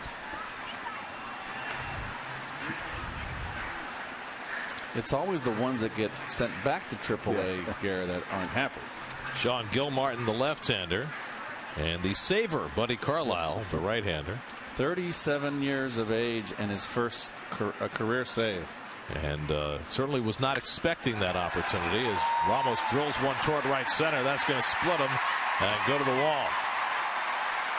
So Ramos has his first hit of the season, a leadoff double. Coming on Jacob deGrom's 84th pitch. Well, you didn't think that there was going to be a 3-game series here without Ramos doing some damage here. He's always been a Met killer. Beautiful level swing, driving the high fastball on the outer part of the plate into the opposite field gap. 6th hit given up by deGrom. Half of them have been for extra bases. And now Ian Desmond will try and at least get the runner over. Desmond, 3-time Silver Slugger at shortstop in the National League, is lined out to left and grounded to short 0 for 2. And deGrom throws a slider outside for ball 1. Usually as a pitcher, when you're trying to counter a guy hitting the ball to the right side to get a guy over, or trying to hit a base hit to the right side, you counter with fastballs in. First pitch slider there from deGrom. Is there almost a notion with that first pitch slider? Look, I know he's trying to go to the right side. I'm going to throw something he's going to try to go with, but he can't reach? No, what happens is you're taking a little bit off with the slider, more apt to pull that.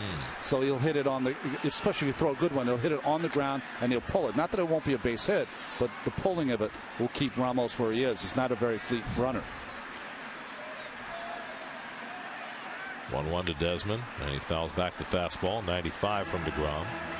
1-2. deGrom kind of dialed it up here.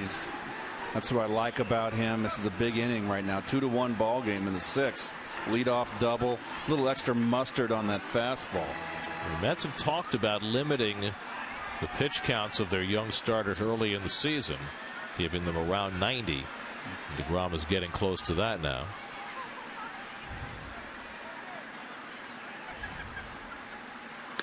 And he gets Desmond with the high fastball. Strikeout number 6 for Jacob deGrom, and that's the first out of the inning. Well, that was beautiful. That was elevated on purpose. You can see Darno with the high target, and he hits the glove. Beautiful pitching sequence by the Mets and deGrom.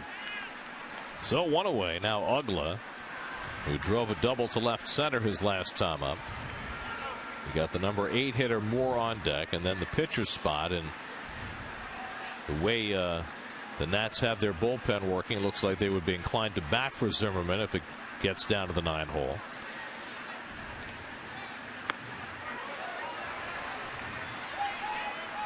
Zimmerman's over 90 pitches. One question: when you're limiting your strength is your starting pitching. So if you're limiting them to 90 pitches, you're talking about 6 innings at the most. So 2/3 of the game are going to be covered by the starter, but you still have that big 1/3 left for the bullpen to handle. Worked for the Mets on Monday. They got 9 up and 9 down from their bullpen, even without Mejia being available. Mets added a relief pitcher with Mejia going on the DL. They called up Eric Goodell. A lot of people thought Zach Thornton, who had a very good spring, might be the guy, but Thornton was not on the 40-man roster, and Goodell was, so he gets the first crack at it. So the Mets are still carrying 8 relief pitchers and only 4 bench players.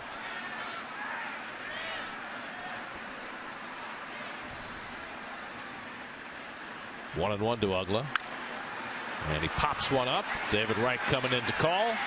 2 down. Big out for deGrom. 2 out in the inning. Let's check in with the studio. Eamon McEnany standing by for a game break, brought to you by Honda.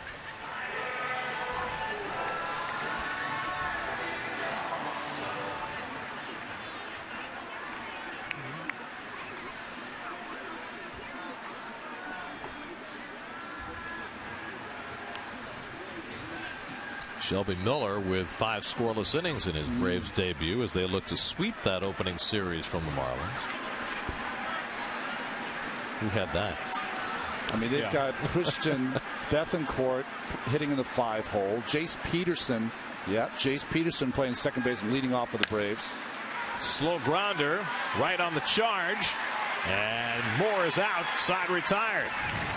Well, if that's the finish for deGrom, certainly a good one. He works around a leadoff double. On to the 7th we go. 2-1 Washington. Well done, Jacob.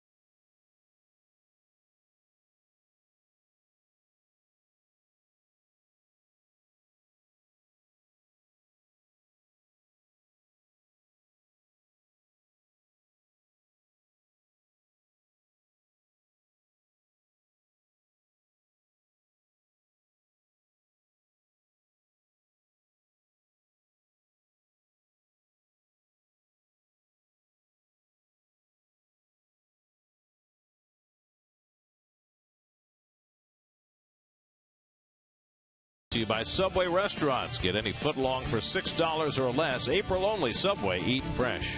By Cure Auto. 25 years of saving you money. Cure Auto Insurance. Drive well. And by the Honda Dream Garage Sales Event. You can get a dream deal with your standard rear view camera. Now at your Honda dealer. Veteran right-hander Craig Stammen on in relief for Washington. Juan Lagares leads off in the 7th and takes a strike. Stammen has been like their Alex Torres for the Nats. He's a guy that pitches a lot of innings out of the bullpen, not less than 70 his last 3 seasons. Lagares 1 for 2 tonight. He drives this one to right center, but over comes Harper to snag it. And there's 1 out.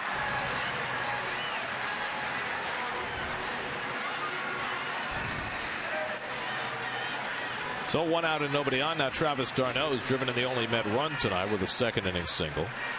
Jordan Zimmerman threw 91 pitches over 6 innings, allowed a run on 5 hits, no walks, 4 strikeouts. Rafael Montero up in the Mets bullpen. deGrom is due to bat next. Kirk Neuenhuis has come out on deck to pinch hit for him. There's a danger in spending your only left-handed pinch hitter in the 7th inning, but that's part of the problem the Mets have with having only a 4-man bench. I mean, it seems like a 4-man bench, but it feels like a 3-man bench because you have the backup catcher, which you very rarely use. So the problem with hitting Neuenhuis here is that Neuenhuis is a guy, if you take the lead at some point, boy, you'd sure love to use him late defensively for Kadire. But when you spend him this early, he's gone. You know, if you have 2 out and nobody on in a situation like this, would you be inclined, even if you're going to take him out of the game, just to let deGrom bat, since he's not that bad a hitter? Yeah, because, I mean, your chances of scoring a run are limited, but I still think Neuenhuis has got the kind of pop that he could tie the game with 1 swing. deGrom's not going to do that for you. A very good run. Absolutely agree with you. Well, the other problem is that Xavier Cedeno's up in the bullpen, and they're very likely to bring in the lefty to face Neuenhuis, and you're reluctant to use 2 players in that spot again because your bench is short. You could send Mayberry up for him, but then you've spent most of your available hitting off the bench. d'Arnaud drives one to right center field. Harper comes over again and snags it.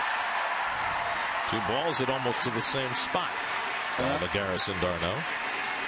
And I don't want to beat a dead horse, but if deGrom's sitting in the 9th spot, he wouldn't be up here. Flores would be up here, and if Flores made it out, deGrom could go another inning. Well, the crux of the biscuit is the 4-man bench. And that is all there is to it. And with the record of the catcher, you really got you working with a 3-man bench. I would like to go back to the crux of the biscuit. Frank Zappa. I've never heard that. The Frank Zappa. Is that a Zappa? Oh, yes. We've been doing Zappa all day. Yes, we have. Today. The crux of the biscuit. Thank you, Moon Unit. That was more Dweezil.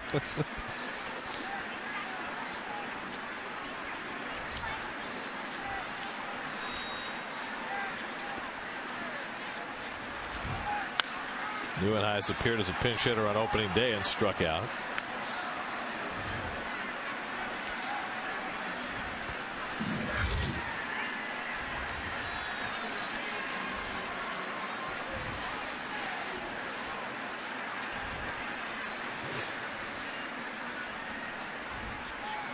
One from Stammen, and Neuenhuis swinging over that slider. 1-2.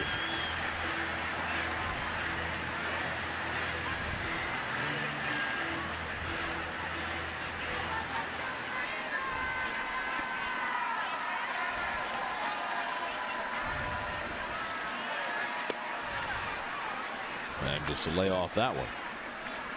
Neuenhuis had a really red hot spring, kind of tapered off in the end. It's just going to be tough for him to be a bench player where you just got to stay ready. It's toughest position on the baseball team. 3-2. Well, it's an area where Eric Campbell excelled last year, and Campbell wound up being the odd man out when the Mets decided to carry the extra relief pitcher. And the Mets, basically, if Campbell was going to make the team, they still had the same issue of only having one left-hander on the bench. 3-2 coming.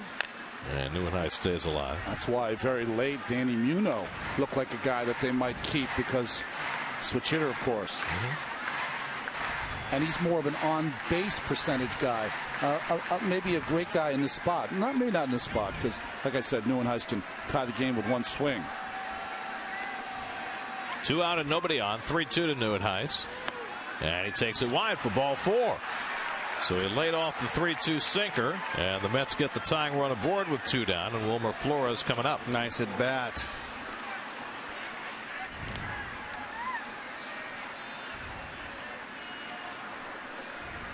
So now it's Flores, who had an infield hit in the 2nd, flied out to center field in the 5th.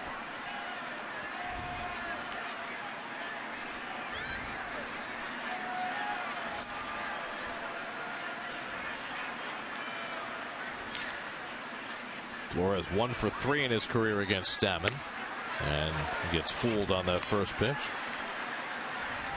So far, Wilmer has looked off balance in the first couple of games. It looks like he's flying his fanny out, Ronnie, a little bit, and which means he's starting too quick.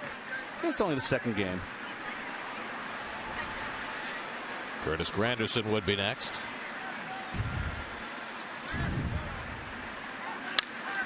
Flores down the right field side, foul. Although facing pitchers like Scherzer and Zimmerman will get you off balance.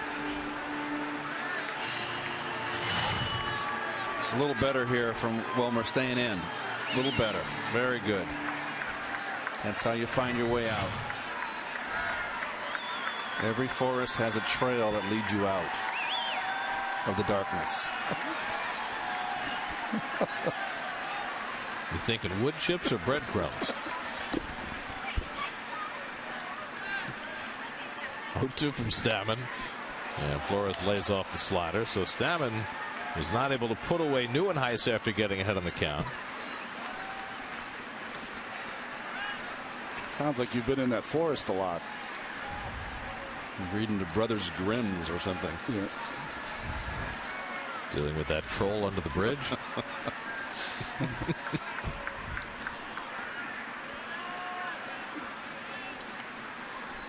Those are some dark tales, by the way. They are.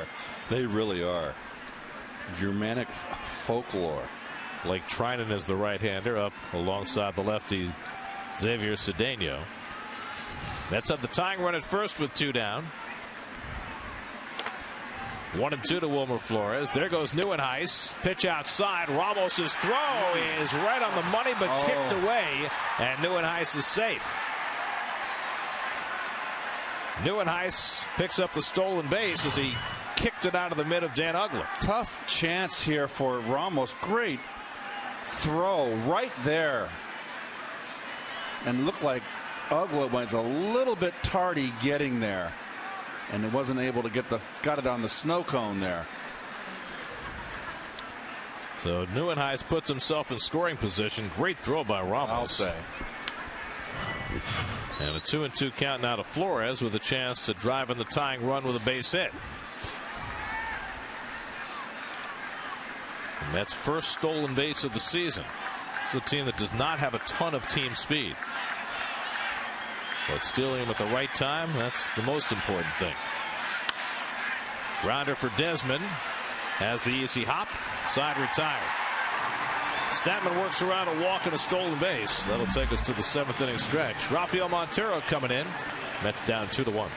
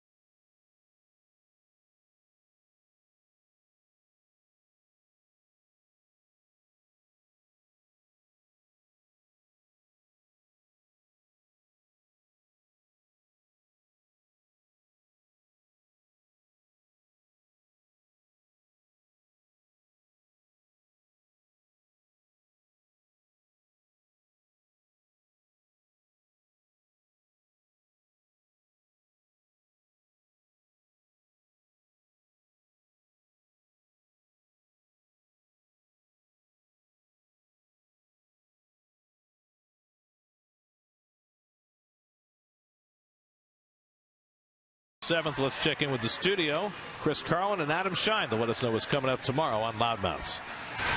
Gary, will be all over Jacob deGrom's performance and, of course, the Mets lineup. Oh, and I believe that tomorrow is Harvey Day, is it not? Yeah, we'll have a lot to talk about. Guys, back to you. All right, gentlemen. Perhaps you'll also be talking about Rafael Montero making his season debut. Well, this is a good job here by Terry Collins getting Montero to start the inning.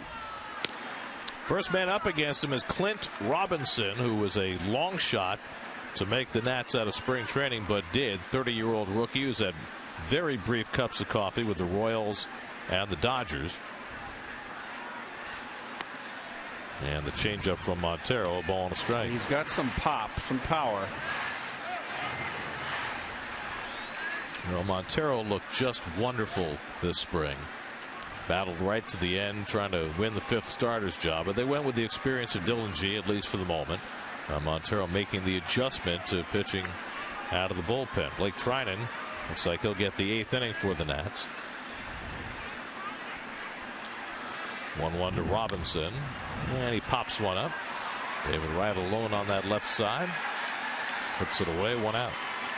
I was saying it's interesting that getting in Montero to start the inning, but more interesting in this tight 2-1 game that the youngster's out on the mound. Well, really, the Mets bullpen has been a battle of attrition since the start of spring training. They lost Josh Edgen to the Tommy John surgery. Vic Black went down with a weak shoulder. Bobby Parnell's not ready yet. Mejia goes out with an inflamed elbow on opening day, and moving down the pecking order, Montero getting more important innings than he might have otherwise. Michael Taylor 0 for 3 tonight. Takes ball 1. Well, Montero's going to have to battle the nerves here in his first appearance. Get through this 7th unscathed. Made 2 relief outings last year, 8 starts. Lined over the glove of Wright and down the line. Michael Taylor can fly. He's on his way to second, and he'll pull in standing with a 1-out double. So Taylor has the Nats' 4th extra base hit of the night. Well, this is their top outfield prospect. With the injuries, he was going to go down to AAA, this young man, and because he strikes out a lot. They wanted to get a little more knowledge of the strike zone, but with Denard Span on the disabled list, he is their starting center fielder. Got a quick bat. So now it's Escobar, who's 1 for 2 last time up. He hit one between Duda and the line, and Lucas made a nice sprawling stop to get him out. Montero, who throughout his entire minor league career had been noted as a strike thrower, then came to the big leagues last year and did nothing of the kind. But he looks so much more confident now than he did when he came up last year. He pitched nervous all of last year until the very end. He had the great changeup, and I thought he just was throwing too many fastballs.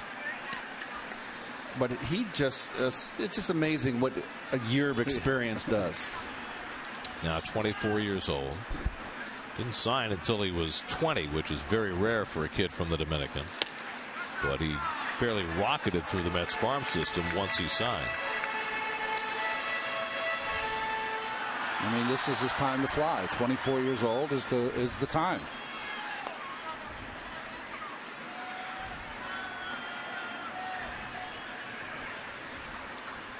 1-1 to Escobar with Harper on deck. Flores has it, and for some reason Taylor trying to advance. Flores almost threw it away, but Taylor's finally, oh boy, no, he missed him, and now finally tagged out. My goodness. Well, that was a comedy of errors on both parties. Both Taylor trying to advance, and the Mets, who twice almost botched the play before Montero finally tagged him out. Well, you want to have just 2 throws. The runner advances, that's a no-no. Flores has got to close, beautiful right there. Everything's done properly, except you got the pitcher involved here, and he's at the bag. The ball came out of his glove. Yes. He had to go back and retrieve it. You always want to close down the runner's distance to run back and forth. and I'm saying this as a former pitcher, you try to keep the ball out of the pitcher's glove at some point. Let the athletes make the plays. So the fielder's choice goes 6-5-4-1, and the Mets gain no advantage because Escobar wound up at second base. Bryce Harper is the batter. First base is open. Ryan Zimmerman on deck, and rather than bringing the left-hander, it looks as though they'll keep Montero in to face Harper. Now the question is, will they pitch to him? Dan Warthen has said his piece, and we'll see what they decide to do.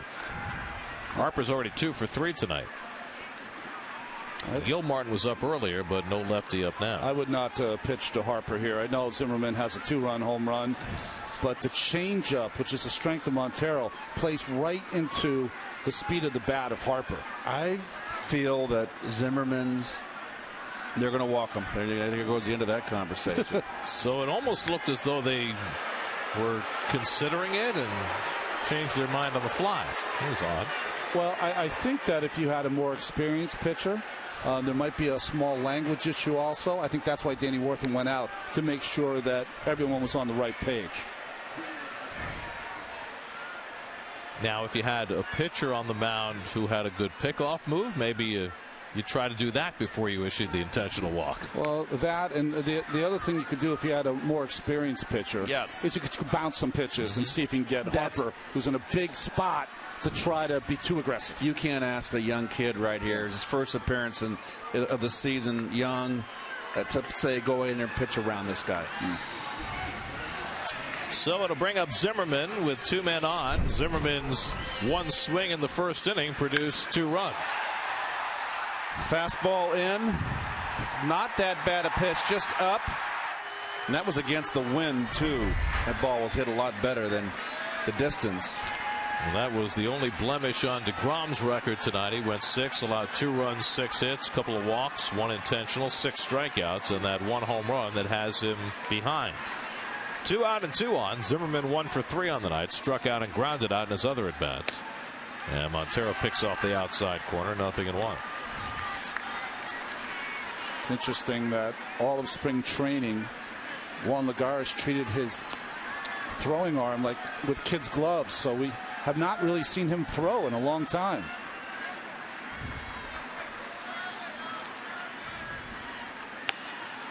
And the half swing, and Zimmerman went around 0-2. Montero can paint that outside corner, Ronnie, and those right-handers. It's almost like Zimmerman can't see the ball away.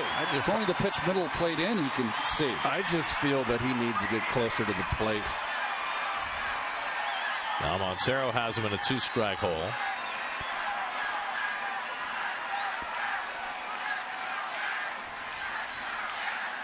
Struck him out. Wow. Zimmerman never had a chance. Montero gets him on 3 pitches, and the inning is over.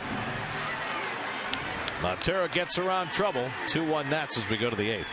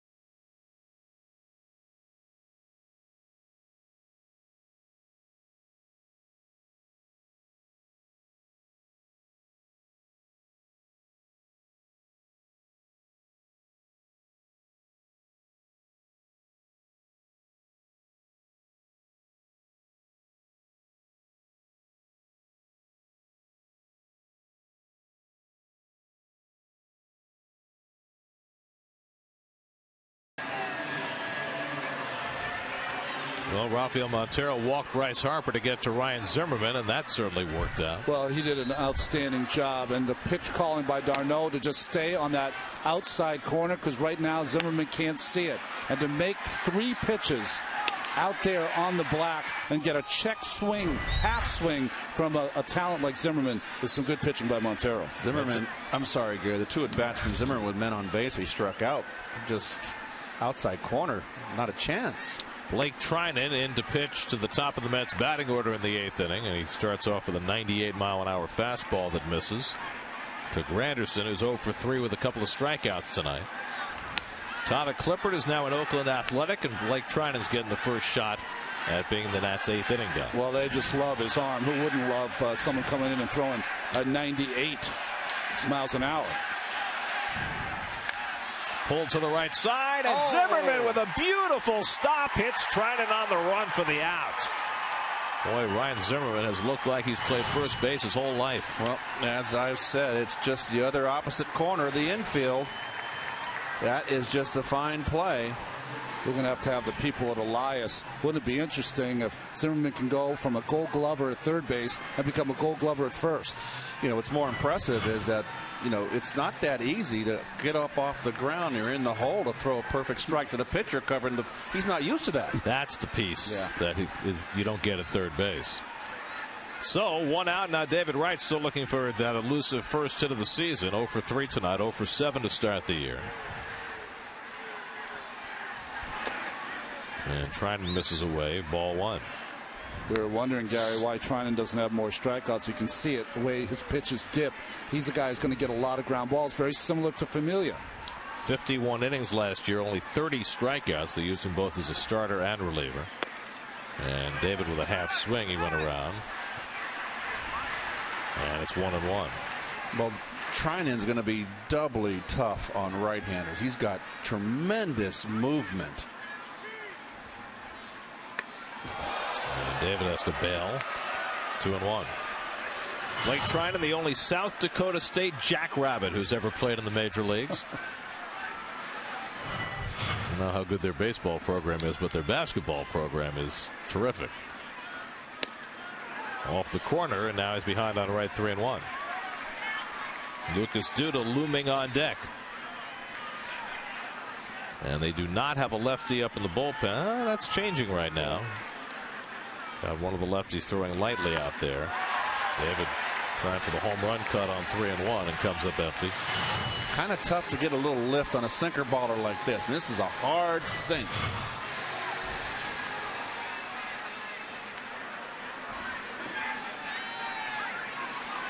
Three and 2 to right. And David lines one into right center for a base hit. Over comes Harper to try and cut it off. David's going to slam on the brakes and go back. That's the second time in the last couple of innings that Harper has made a good play in the outfield to turn a potential double into a single. Well, this ball sunk right back up the middle. David stayed in. Most important, look at that. That's beauty right there. That is just a beautiful swing. Driving that ball. That is his strength. And just like Puig in Los Angeles, you have to respect the arm of Harper in right field. Well, Duda short hopped the wall in the 6th and was held to a single, and now Wright has the ball cut off in the gap by Harper and settles for a single. He's the tying run at first. Xavier Cedeno, the lefty, is up but not coming in. They'll leave Trinan in to face Duda.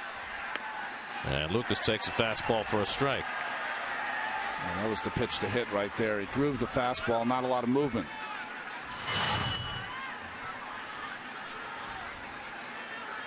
Lucas has hit the ball very hard his last 2 at bats, lined out and hit that long single. Inside, Ramos with a quick toss, but Wright wasn't very far off the bat.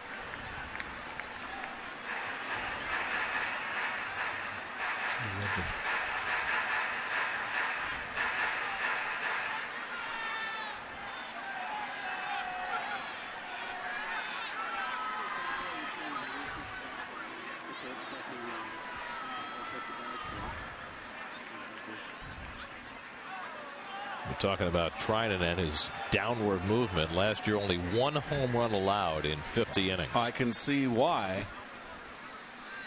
And he's got a 30 home run hitter at the plate in Duda.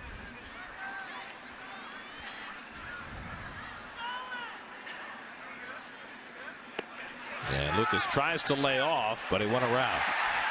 Gosh, I'm not so sure about that. Tim Milwaukee with the call. 1-2. Oh, come on, give me a break. Jeez.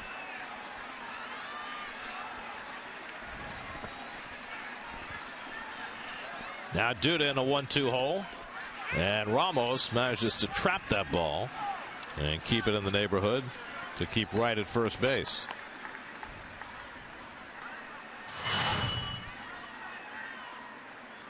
It's got a little hard slider too. Of course, it's going to be doubly hard when you throw it in the dirt like that.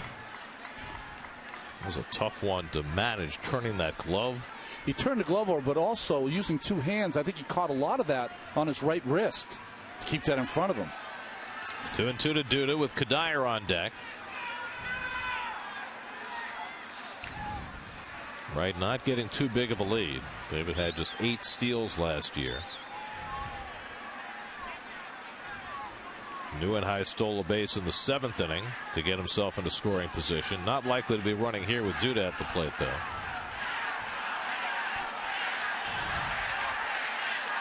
Now the 2-2.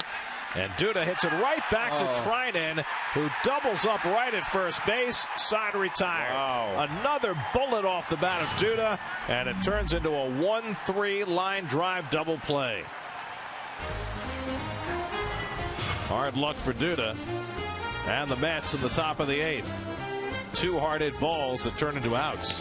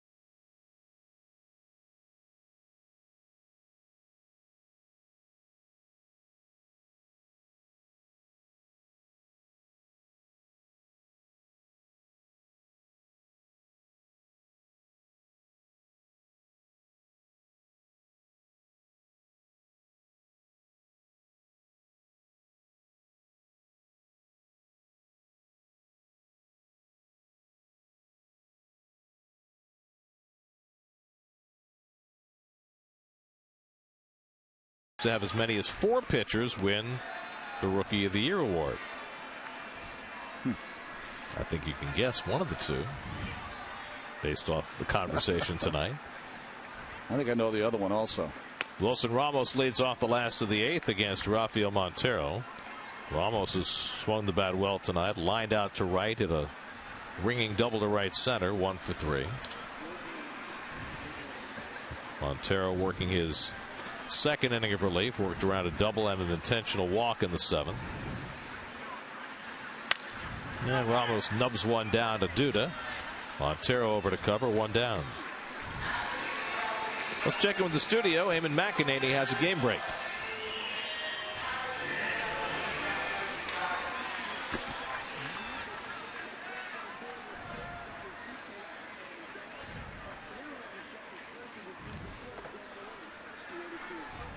Aaron Harang, who did such good work for the Braves last year, getting the win for the Phillies tonight. Here's Ian Desmond with 1 out. Desmond 0 for 3 on the night, 0 for 6 to start the year.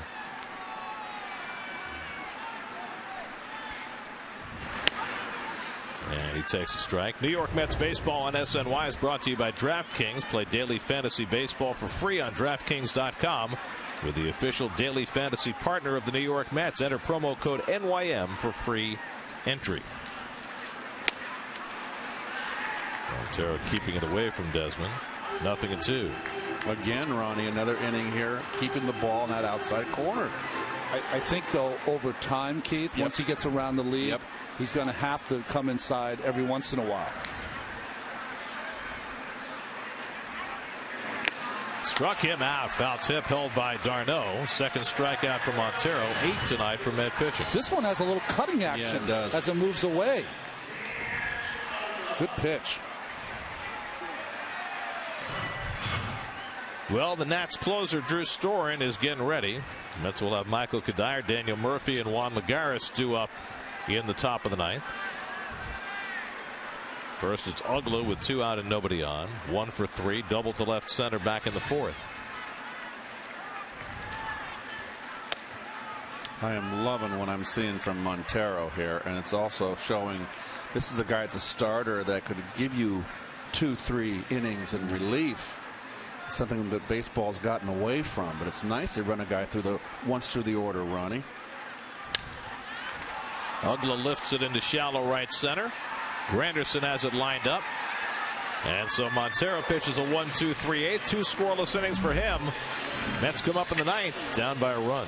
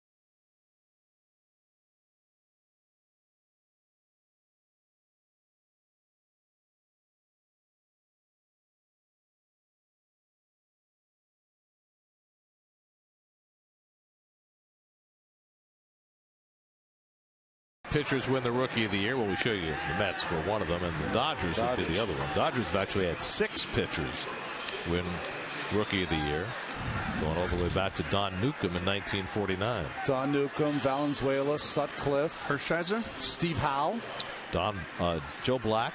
Okay. Nomo. Yes. Michael Kadire leads off the 9th inning for New York. Kadire 0 for 3. Hit the ball very sharply his last time up into a fielder's choice, started by Yunel Escobar. Drew Storen on to try and get the save for Washington, and Kadire fouls back the first pitch fastball. Good cut. Just a little out of the strike zone. Had his one rip, try to tie the ball game up. Daniel Murphy on deck, Juan Lagares behind him. Kadire 0 for 2 in his career against Storen, who reclaimed his closer's job late last year, only to run into trouble in the postseason again. The ball and a strike to Kadire. Coming up after the post-game show, Chris Carlin will be in the chair for a sports night with the Nets and the golf and the pastels. Doesn't feel like spring, does it? Sports night tonight at 10:30, only on SNY. Chris and pastels. I may be thinking about that all night.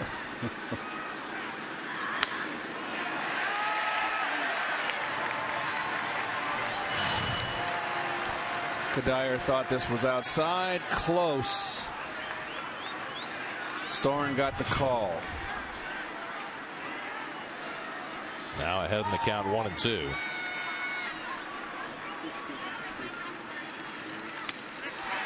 Trying to lay off. Stopped it in time. 2-2.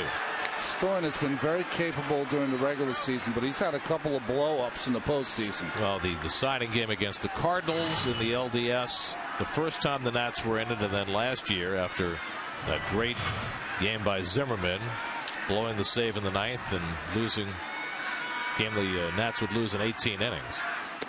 Swing and a miss, and Kadire angry at himself for chasing a bad breaking ball. 1 down to the ninth. Big sweeper, Ronnie. Yeah, that was a good slider. That's the best one that Storen threw in that at bat. It would get most people. You were saying last year Rafael Soriano was the closer for much of the year, and then Storen got it back late, had 11 saves, ERA just a tick over 1. Now it's Murphy. Murphy is 1 for 3, has scored the only Met run today. Mets bunched 3 hits in the second inning to get their only run. And takes a fastball right down the middle that Ramos couldn't catch. It's like a strike nonetheless. Wake up. I think it was one of those at the bottom of the strike zone that he was trying to make sure that he caught and kept it in the strike zone and just, what do you call it? Yeah. Box the crate of those? Box it and send me a dozen. It's the framer's pass ball. Yeah. Which Travis d'Arnaud had a few of last year. Line towards short, knocked down by Desmond. And he has time to throw out Murphy. 2 away. That ball was ripped. Good at bat by Murph. Can't guide it. And so the Mets are down to their final out of the night. Juan Lagares, the batter. Lagares had a base hit to right field back in the second, hit a deep fly ball to right that Harper caught right at the wall in the corner in the fourth, and then lined out to Harper over in right center field in the seventh. So Lagares has swung the bat well all night. Well, now bats here with the Mets with their backs against the wall. And takes a slider for a strike. Lagares 0 for 1 in his career against Storen. Small but hearty crowd on a very chilly night in D.C.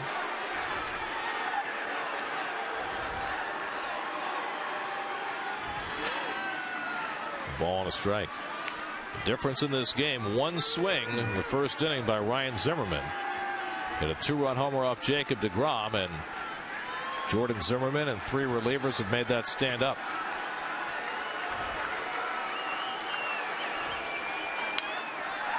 That was a hanger. 1-2. This is a hanging on a tee, and he has a good cut just under it.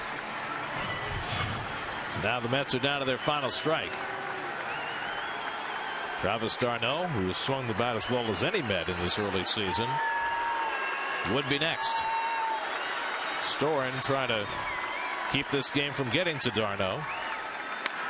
And Lagares gets another breaking ball and fouls this one off. Another hanger. That one. Tomorrow afternoon, the final game of this series, Matt Harvey makes his return to the regular season mound. He'll be opposed by Steven Strasburg. Very compelling game tomorrow. Our coverage begins at 12:30 right here on SNY.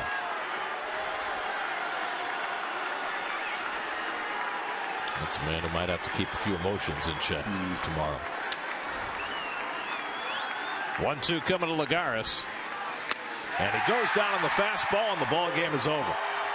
A 1-2-3 ninth inning for Drew Storen. He fans a pair and gets his first save of the year, and the Nats even up this opening series at a game apiece. Well, another well-pitched ball game, and as you said, Zimmerman's first home run of the year. off of Jacob deGrom, who gets the loss. 2-run shot in the first inning. That was the difference in the ballgame. The Mets had 4 hits in the second inning when they scored their run, left the bases loaded with 2 outs. Well, Jordan Zimmerman with his 8th win now against the Mets, against 5 losses. Bullpen was sharp for both teams. Storen getting the save, and Montero with a nice job coming in after deGrom with the 2 shutout innings. 6 pretty good innings for Jacob deGrom, but not enough as the Zimmermans combine to win it for the Nats.